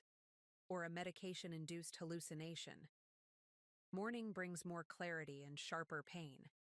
I'm helped to sit up slightly, offered ice, chips for my parched throat, given instructions on how to use the patient-controlled analgesia pump. Through it all, one question burns through the surgical fog. When can I see Mariah? The nurse smiles. Dr. Rivera just finished morning rounds with her. If you're feeling up to it, we can arrange a brief visit in about an hour. Those 60 minutes crawl by. I practice the breathing exercises I was taught, trying to manage the pain without over-medicating. I want to be alert for Mariah, want to see with clear eyes the miracle we've created together. When they finally wheel me into her room, my heart constricts. She looks so small in the hospital bed, connected to monitors and IVs much like mine. But her eyes, my eyes, light up when she sees me. Mom, she says, the word still new but increasingly natural on her lips. You look terrible. A laugh escapes me, pulling painfully at my incision. Thanks a lot. You don't look so hot yourself, kid. Daniel sits beside her bed, looking between us with an expression I can't quite decipher. The doctors say everything is perfect, he reports. Your kidney is already working like it was made for her. It was, I say simply. A moment of understanding passes between us, an acknowledgement of the biological connection that transcends the years of separation, the family manipulation, all the Bennett schemes to keep us apart. Mariah reaches out her hand, and I stretch to take it, ignoring the pull of pain. Does it hurt? She asks. A little, I admit. Worth it, though. Dad says I can stay with you sometimes, during recovery, if you want. I glance at Daniel, surprised. He nods slightly. The doctors say you'll both need about 6 weeks of recovery. I thought, Maybe you could recover together for some of that time. It's a significant concession from him, one I hadn't expected after years of Bennett possessiveness. I'd like that very much, I tell Mariah, squeezing her hand gently. The visit doesn't last long. We're both exhausted from surgery and medications. As they wheel me back to my room, Daniel follows alongside. My parents are flying back from Palm Beach tonight, he says quietly. They wanted to be here for the surgery, but their flight was delayed. The news sends a jolt of alarm through me. Mason and Mariah Sr. have been conspicuously absent through final preparations and the surgery itself. I had assumed they were maintaining distance because of our conflicts, but now I wonder if there's more to their timing. When did they leave for Palm Beach? I ask, keeping my voice casual despite my growing suspicion. 3 days ago. Last minute. Trip to meet with some investors, Dad said. Just after our confrontation over the NDA. Just before I'm temporarily incapacitated by major surgery. The timing is too convenient to be coincidental. Daniel, I say carefully as we reach my room, did your parents know I was planning to file for expanded custody after the surgery? His expression clouds. I didn't tell them about our conversation, if that's what you're asking. But they might have guessed? Known I was planning something? He hesitates. My father did ask some questions after you left the house that night, about whether you seemed satisfied with the custody arrangement. An icy certainty settles in my stomach. The Bennetts haven't given up. They've simply changed strategies. Daniel, I need you to do something for me, I say as the nurse prepares to transfer me back to my bed. I need you to call my lawyer, Amanda Fisher. Tell her to file the expanded custody papers immediately, not next week as we planned. His brow furrows. Why the rush? You're barely out of surgery. Because your parents aren't in Palm Beach to meet investors, I say with absolute conviction. They're setting something up, and I need to move before they do. The realization dawns slowly across his face. You think they're planning something against you? Something to do with Mariah? I'm sure of it. The Bennetts never accept defeat. They just regroup and attack from another angle.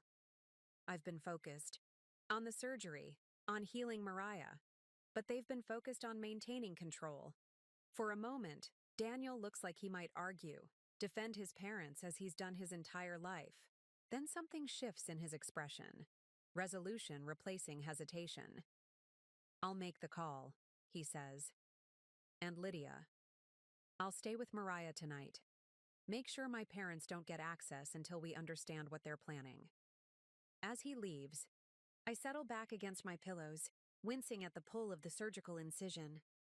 The pain medication makes it difficult to think clearly, but one thing remains in sharp focus. The Bennetts are coming, and despite having just given away a kidney, I need to be ready to fight. Recovery from surgery is a strange limbo of pain and progress. The first week passes in a blur of medication schedules, careful movement, and short shuffling walks down hospital corridors. Each day brings small improvements, less pain, more clarity, increased mobility. But healing is a frustratingly slow process when you're racing against an unseen clock. Daniel stays true to his word, remaining vigilant at Mariah's side. Mason and Mariah Sr. return from Palm Beach and are regular visitors to their granddaughter's room. But Daniel ensures they're never alone with her. I see them only in passing, quick, tense encounters in hallways or the hospital cafeteria.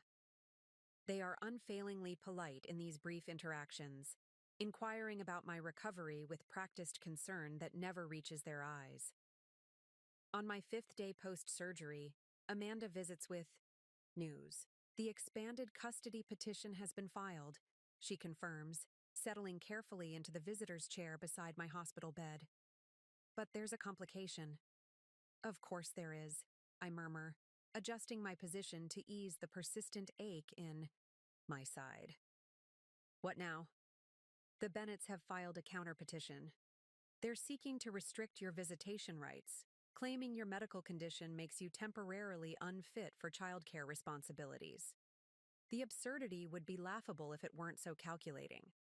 My medical condition is the result of donating a kidney to save their granddaughter.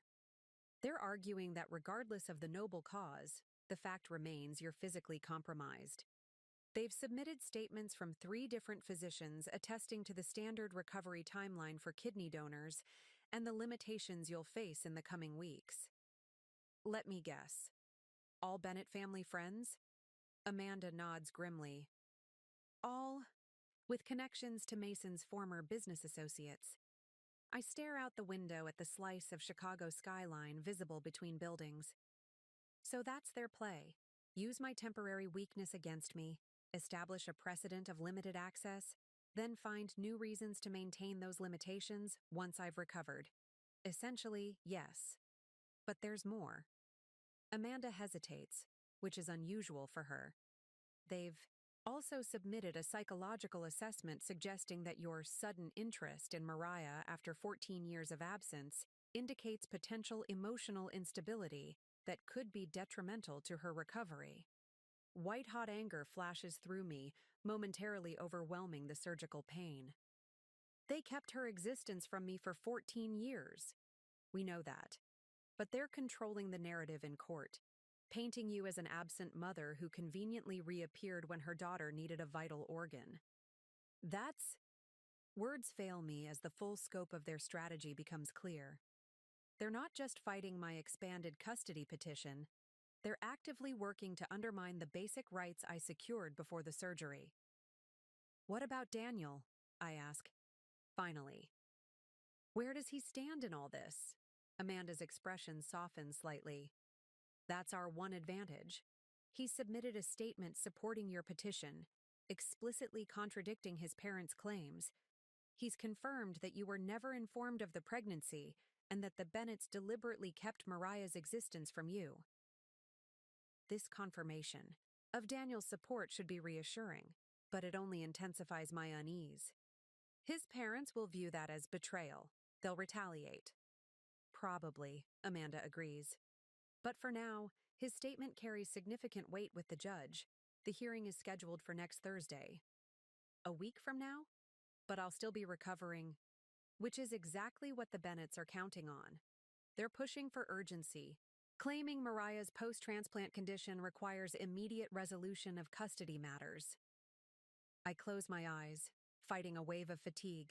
The Bennetts have timed everything perfectly, striking while I'm physically weakened, emotionally drained, and logistically disadvantaged.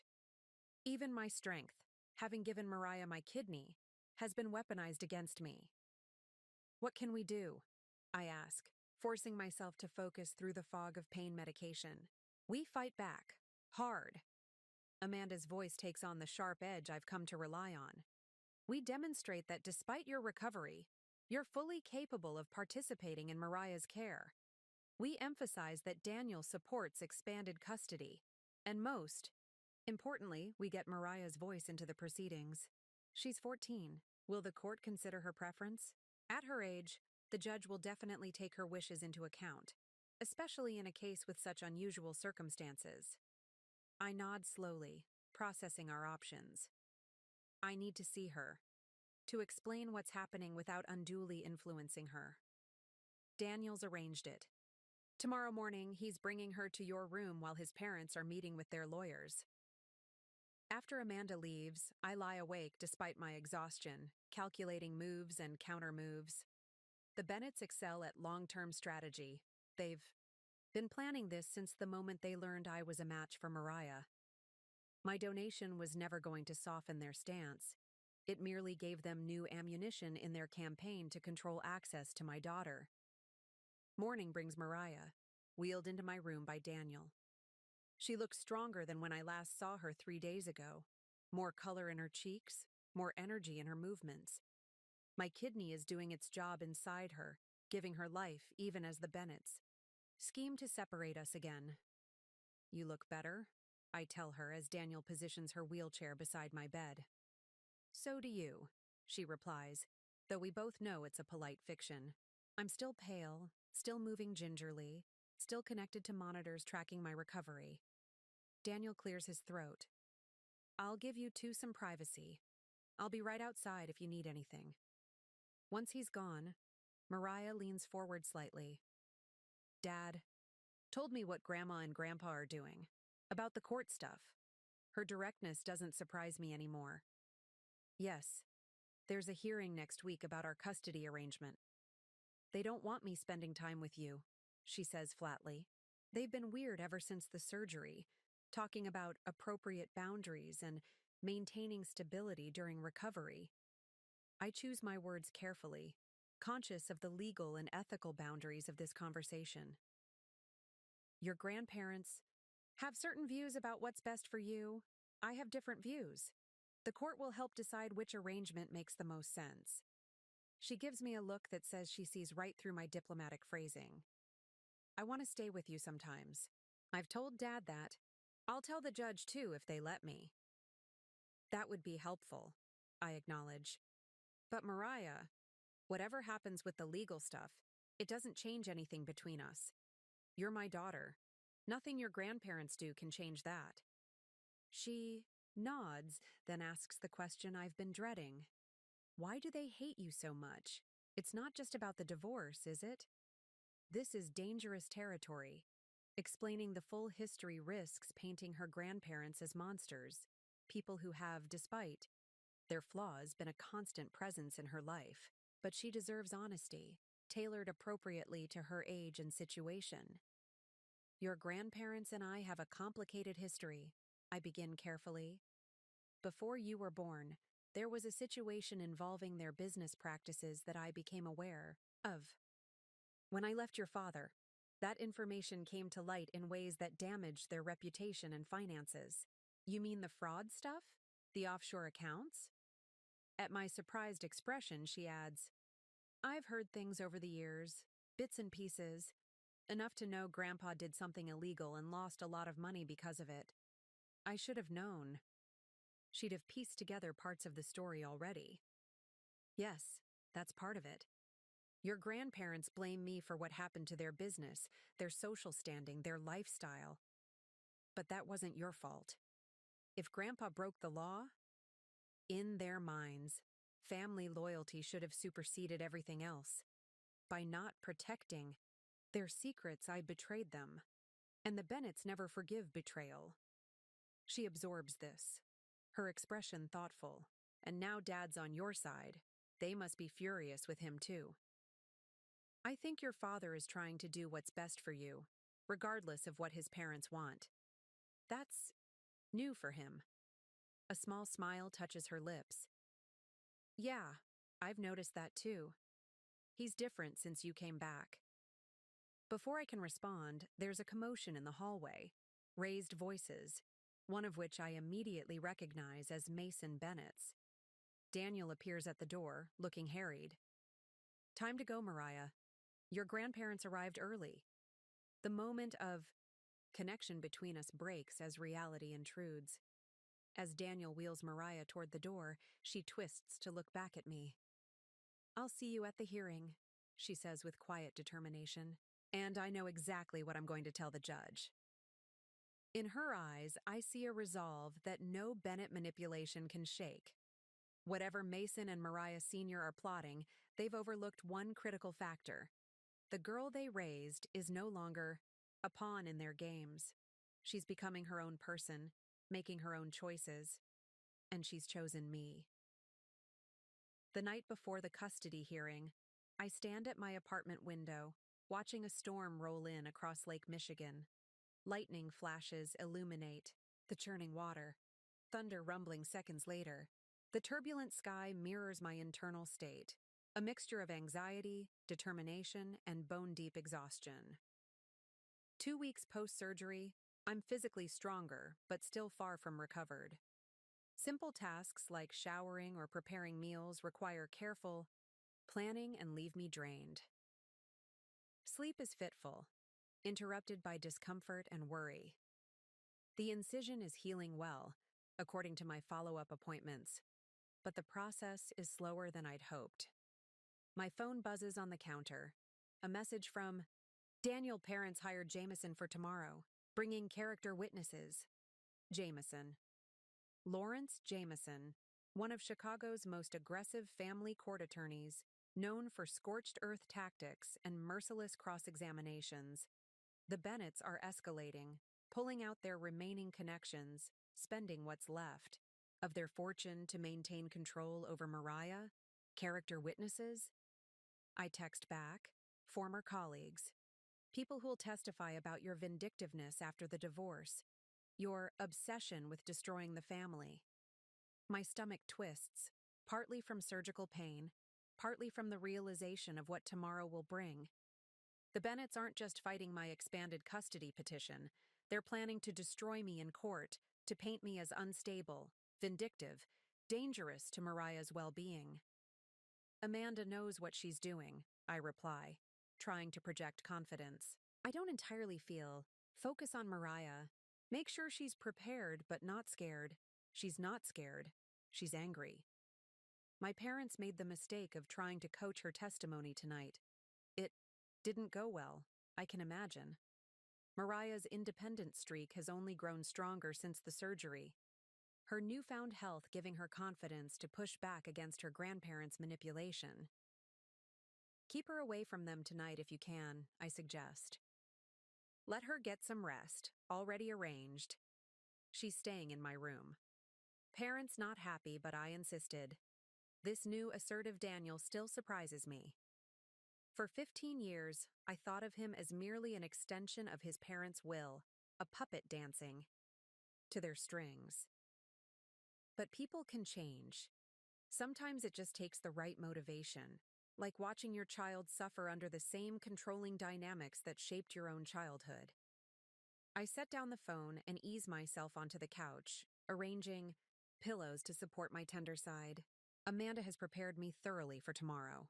We've anticipated the Bennetts' likely strategies, practiced responses to potential questions, assembled our own witnesses, including Mariah's primary nephrologist, who will testify that regular contact with both parents will benefit her recovery, not hinder it.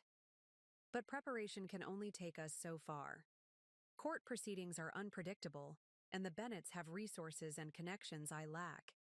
They've had 14 years to craft their narrative about me, to build a fortress around Mariah that I'm only now beginning to breach. My phone rings. Meredith, right on schedule for our nightly check-in. "How's the patient?" she asks when I answer.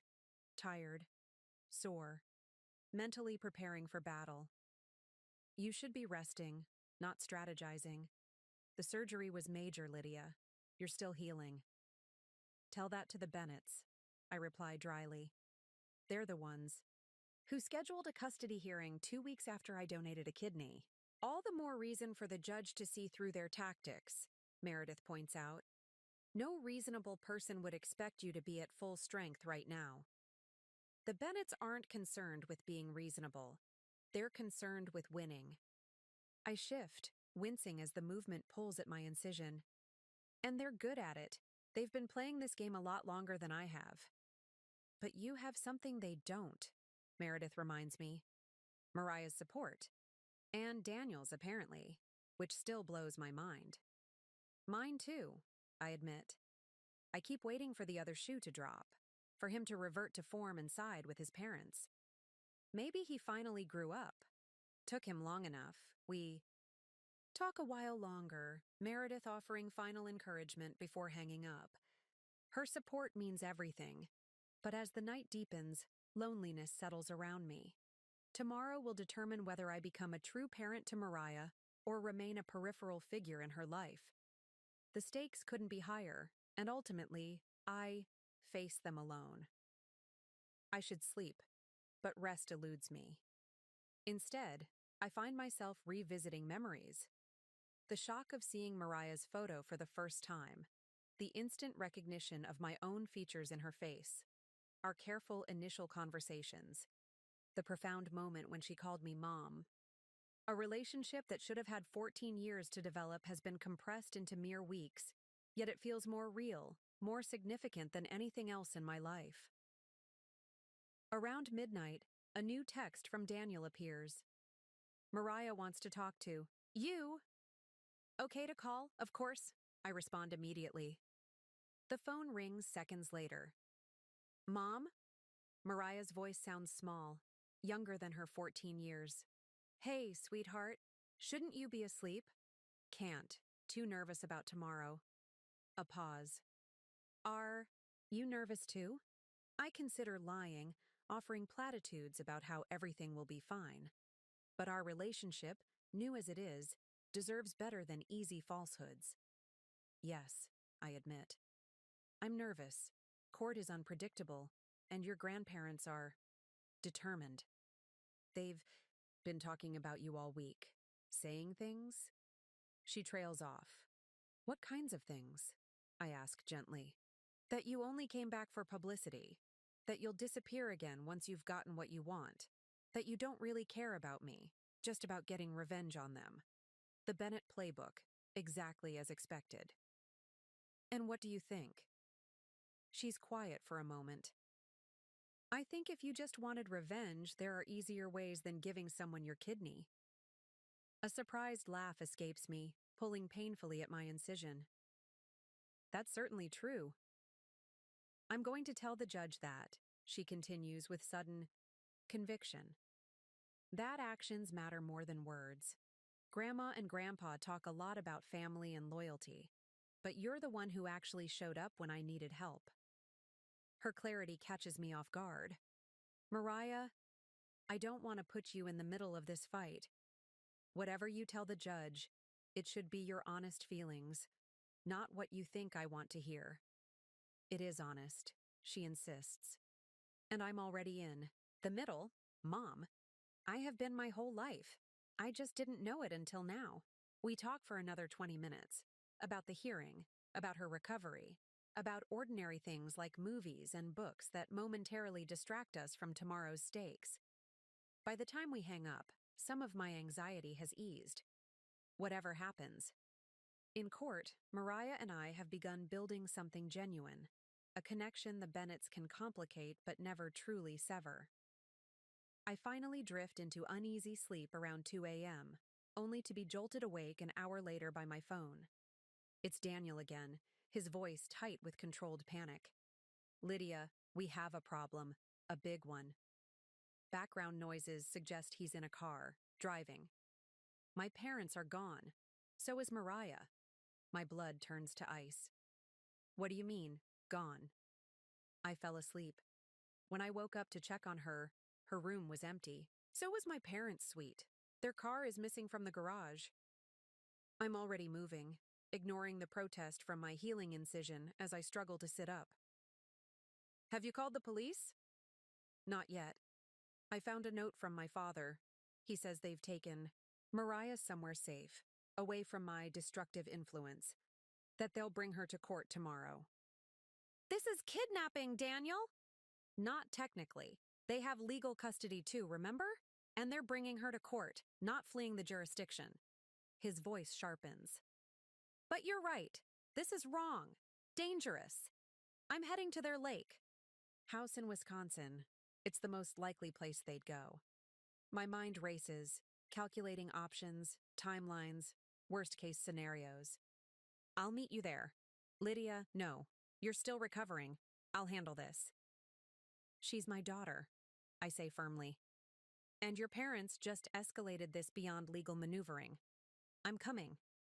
After hanging up, I dress carefully, movements deliberate despite the urgency pounding in my veins. The Bennetts have finally shown their true colors, not just to me, but to Daniel as well. They've crossed a line, revealing just how far they'll go to maintain control. As I call for a rideshare, grimacing at the pain radiating from my surgical site, one thought crystallizes with perfect clarity. After tonight, nothing between the Bennetts and me will ever be the same again. The fragile truce of the past weeks, maintained for Mariah's sake, is irrevocably shattered. The dark night of doubt and fear has arrived, but beyond it lies the final confrontation I've been anticipating since I first saw my daughter's face. The drive to Wisconsin is excruciating, both physically and mentally.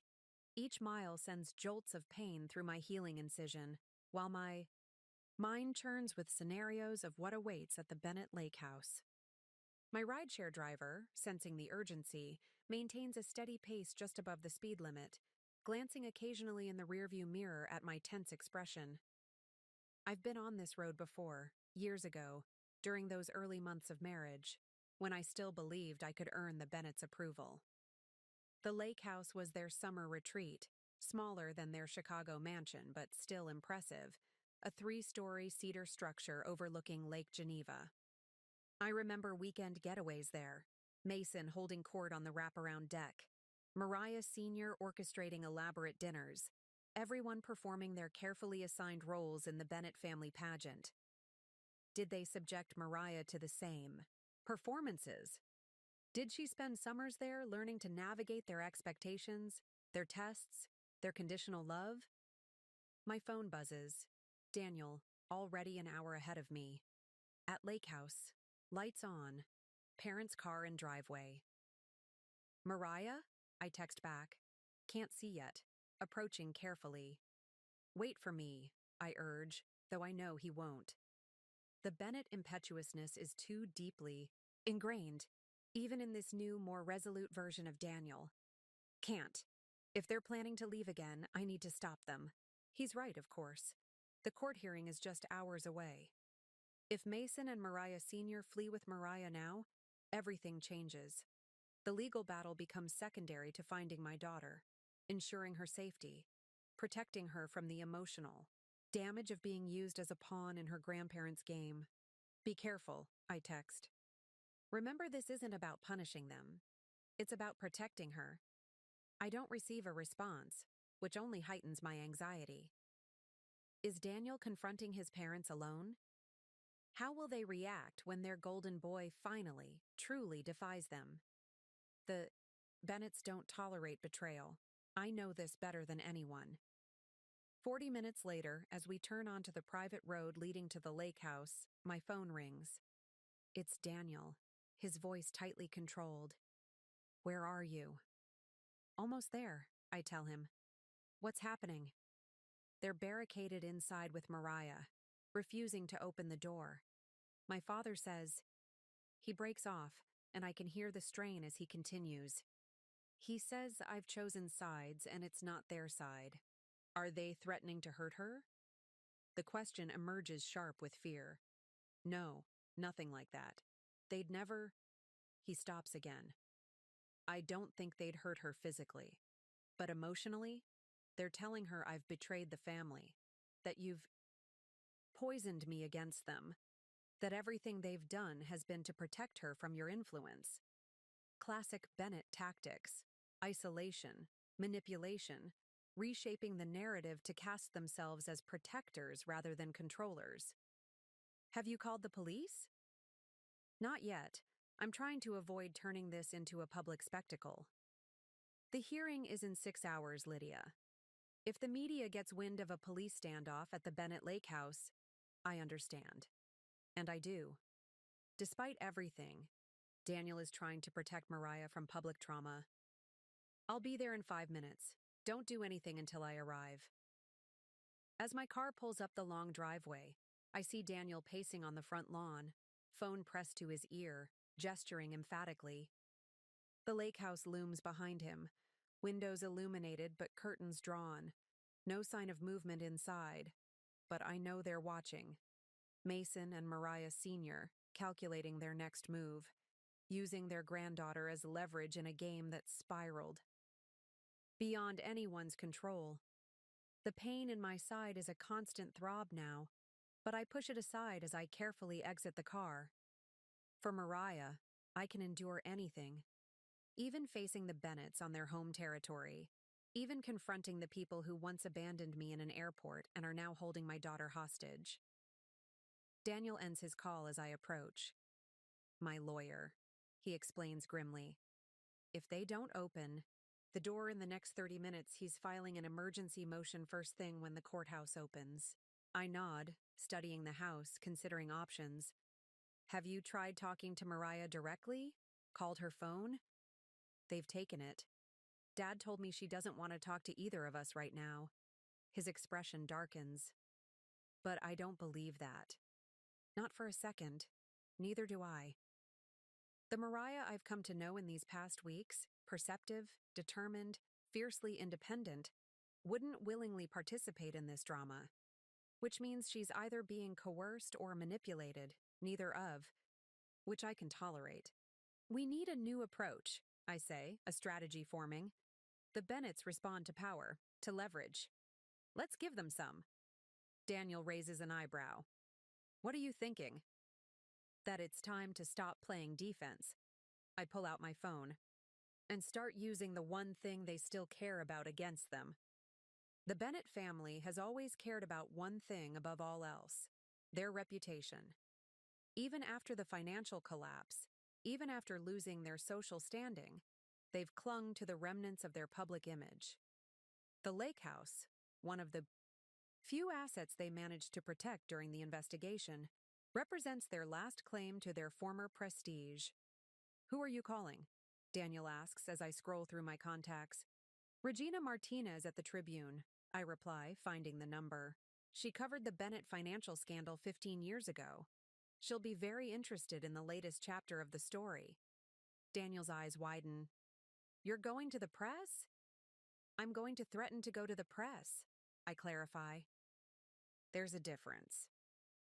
As the phone rings, I focus on the lake house, picturing Mason and Mariah Sr. inside, feeding my daughter their twisted version of events, framing me as the villain who destroyed their family fortune, portraying Daniel as weak, misguided, manipulated by his vindictive ex-wife. Martinez, a crisp voice answers. Regina, it's Lydia Collins. A pause. The Lydia Collins who blew the whistle on Mason Bennett's financial empire? It's been a while. I have a story you might be interested in, I say, watching Daniel's nervous expression. About the Bennetts. About their granddaughter, my daughter, who they kept hidden from me for 14 years. About how they're now holding her in their lake house against her will on the morning of our custody hearing. Regina's journalistic instincts kick in immediately. Where are you right now? Outside the Bennett Lake House, Mason and Mariah have barricaded themselves inside with my 14-year-old daughter who recently received my kidney in a transplant surgery. Jesus, Regina breathes. Wait, you said your daughter? You have a child with Daniel Bennett? A child I didn't know existed until they needed my kidney, I confirm. I'm prepared to give you an exclusive, Regina. The full story, the abandonment in Frankfurt, the financial crimes, the hidden pregnancy, the kidney donation, and now this desperate attempt to maintain control over my daughter. I have documentation to back everything up. Even Daniel looks impressed by the calculated precision of my approach. We both know I have no intention of actually exposing Mariah to the media spotlight, but the Bennetts don't know that. I can have a photographer and a reporter there in 40 minutes, Regina says eagerly. Let me call you back in 15, I reply. I want to give the Bennetts one last chance to resolve this privately for my daughter's sake. After hanging up, I turn to Daniel. Call your father. Tell him Regina Martinez is on her way with a photographer. Tell him what I'm prepared to reveal. Daniel hesitates only briefly before dialing. I can hear Mason's voice answering, sharp with anger. Daniel's side of the conversation is calm, measured, detailing exactly what will happen if they don't open.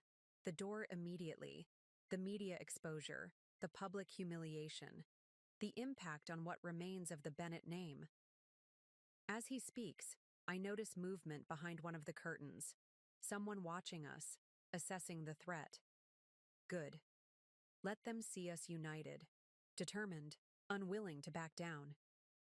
Daniel ends the call, looking both exhausted and exhilarated. He says we're bluffing. Then he doesn't know me very well, I reply, already dialing Regina back. I survived their worst and rebuilt my life once. I have nothing to lose by exposing them now. Before Regina answers, the front door of the lake house opens. Mariah Sr. stands in the doorway, her perfect posture and elegant appearance a stark contrast to the desperation in her eyes. This is unnecessary, she calls, voice carrying across the lawn. Mariah is perfectly safe. We're simply having a family discussion before the hearing. A discussion she can't leave? With her phone confiscated? I challenge, moving closer despite the pain radiating from my incision. That's not a discussion, Mariah. That's imprisonment. Always so dramatic, she sighs, but I can see the calculation behind her dismissive tone. She's weighing options, considering consequences, realizing that this time, the Bennetts have overplayed their hand. Where is my daughter? I demand, stopping, at the bottom of the porch steps. Upstairs. Resting. Daniel steps forward. I want to see her. Now. Something in his tone, a new authority that echoes his father's but lacks the cruel edge, causes Mariah Sr. to step back slightly. Mason won't like this, she warns. I don't care what Dad likes anymore, Daniel replies steadily. This ends. Now.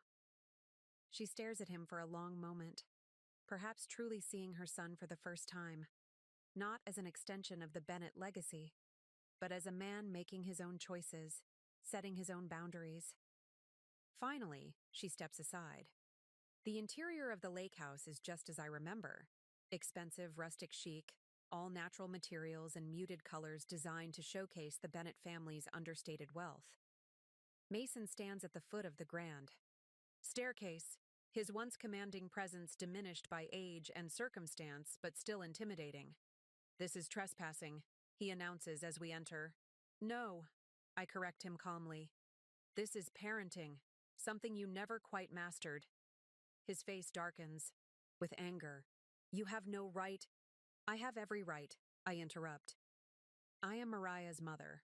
I gave her my kidney 2 weeks ago, and I'm done letting you control access to my child.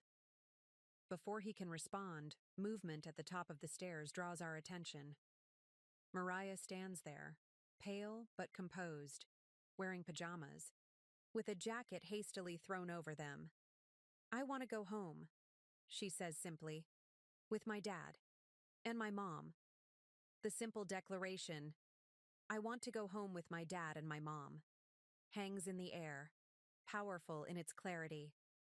For a moment, no one moves. Mason's face contorts with barely controlled rage, while Mariah Sr.'s perfect mask slips, revealing naked desperation beneath. Sweetheart, she begins, voice honey-sweet but trembling slightly. You're upset, confused. We brought you here to protect you from making a terrible mistake. Mariah descends the stairs slowly, one hand trailing along the polished banister. I'm not confused, Grandma. I know exactly what's happening. She reaches the bottom step, standing eye to eye with Mason. You're afraid of losing control. You always have been. Mason's voice drops to a dangerous quiet. We have raised you since birth, given you everything, protected you from her. He jabs a finger toward me, and her vendetta against this family. Protected me? Mariah challenges. By lying about who my mother is. By keeping her from me for 14 years? By dragging me out of bed in the middle of the night and driving me here against my will? We did what was necessary, Mason insists. What was best for you? No, Mariah shakes her head firmly. You did what was best for you. What was best for the Bennett legacy you're always talking about? I watch my daughter stand her ground, pride swelling despite the physical pain that continues to radiate from my surgical site. She is everything I would have wanted her to be. Strong, clear-eyed, unwilling to be manipulated. The hearing is in 4 hours, Daniel says, checking his watch. We're all going to be there, present our cases, and let the judge decide. But until then, Mariah comes with us. Mariah Sr. steps forward, making one last attempt. If you leave, now, if you choose them over us, things will never be the same, Mariah. There are consequences to betrayal in this family. The threat is thinly veiled, but Mariah doesn't flinch. I know, Grandma. I've watched what you did to Dad my whole life, when he didn't meet your expectations. I've felt it myself. She takes a deliberate step toward Daniel and me. But I'm not choosing sides. I'm choosing truth. I'm choosing to know my mother. And if you can't accept that, then you're the ones making a choice, not me. Mason's face hardens to granite. You sound just like her, he spits, glaring at me. The same self-righteousness, the same inability to understand what family loyalty means. Actually, I interject calmly, I think she sounds like herself, something you've never allowed anyone in this family to be.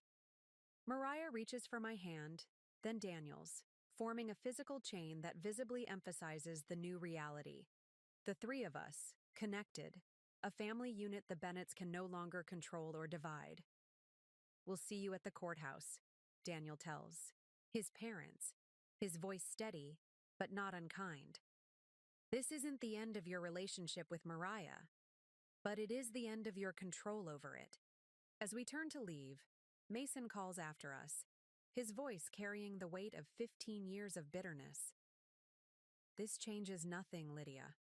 You took everything from us once. You won't do it again.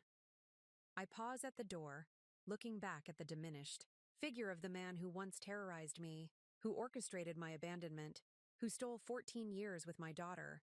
I don't want anything from you, Mason, I reply truthfully. Not anymore. I already have everything I need. The courthouse steps are bathed in morning sunlight as we ascend them 3 hours later. After leaving the lake house, we stopped at Daniel's townhouse so Mariah could change into appropriate clothes for the hearing. The drive back to Chicago was quiet, each of us processing the confrontation in our own way. I move carefully, the exertion of the night aggravating my surgical sight. Daniel notices my wincing and offers his arm for support. It's a small gesture, but significant, an acknowledgement that we're in this together now, regardless of our complicated past. Mariah walks slightly ahead of us, her posture straight, despite her own post-surgical recovery. She's insisted on wearing her best dress, dark blue with a white collar, her hair neatly braided. I want the judge to take me seriously, she explained while getting ready. The observation was so adult, so clear-eyed that it momentarily took my breath away. Our legal teams meet us in the courthouse lobby. Amanda for me, Gerald Hoffman for Daniel. They exchange worried glances at our appearances, all of us showing signs of our sleepless night, me moving gingerly from pain, Daniel with shadows under his eyes, Mariah pale but determined. Change of plan, Amanda murmurs, pulling me aside. The Bennetts filed an emergency motion this morning. They're claiming parental alienation, asking for a guardian ad litem to be appointed to represent Mariah's interests. Of course they did, I sigh, unsurprised by this latest tactic. What does that mean for today? The judge wants to speak with Mariah privately in chambers before proceeding with the regular hearing, to assess if she's being unduly influenced. I nod, turning to Mariah, who stands nearby, trying not to look like she's eavesdropping. Did you hear that? The judge wants to talk to me alone, she confirms. Good, that's what I wanted anyway. Her confidence steadies me. Just tell the truth. Sweetheart, that's all you need to do?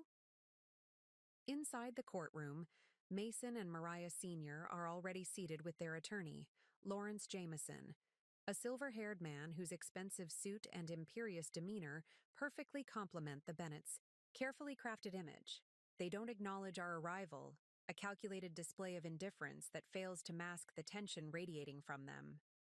Judge Winters, a no-nonsense woman in her 60s with a reputation for cutting through family drama to focus on children's well-being, addresses the court briefly before asking Mariah to join her in chambers.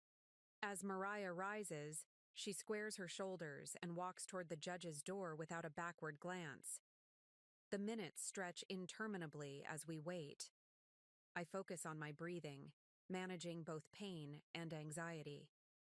Daniel sits beside me, his leg bouncing slightly, a nervous habit I remember from our marriage. Across the aisle, Mason whispers intensely to Jameson while Mariah Sr. maintains her perfect posture, her face a practiced mask of concerned grandmotherly worry. When the door finally opens and Mariah emerges, her expression gives nothing away. Judge Winters follows, settling behind her bench with a thoughtful expression. Having spoken with Mariah, she begins, her voice carrying clearly through the courtroom, and having reviewed the submissions from all parties, I am prepared to rule on the pending motions.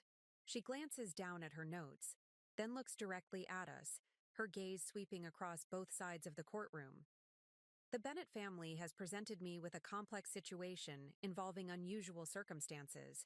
However, one thing is abundantly clear. Mariah Bennett Collins deserves the opportunity to develop a relationship with her biological mother, free from interference or manipulation.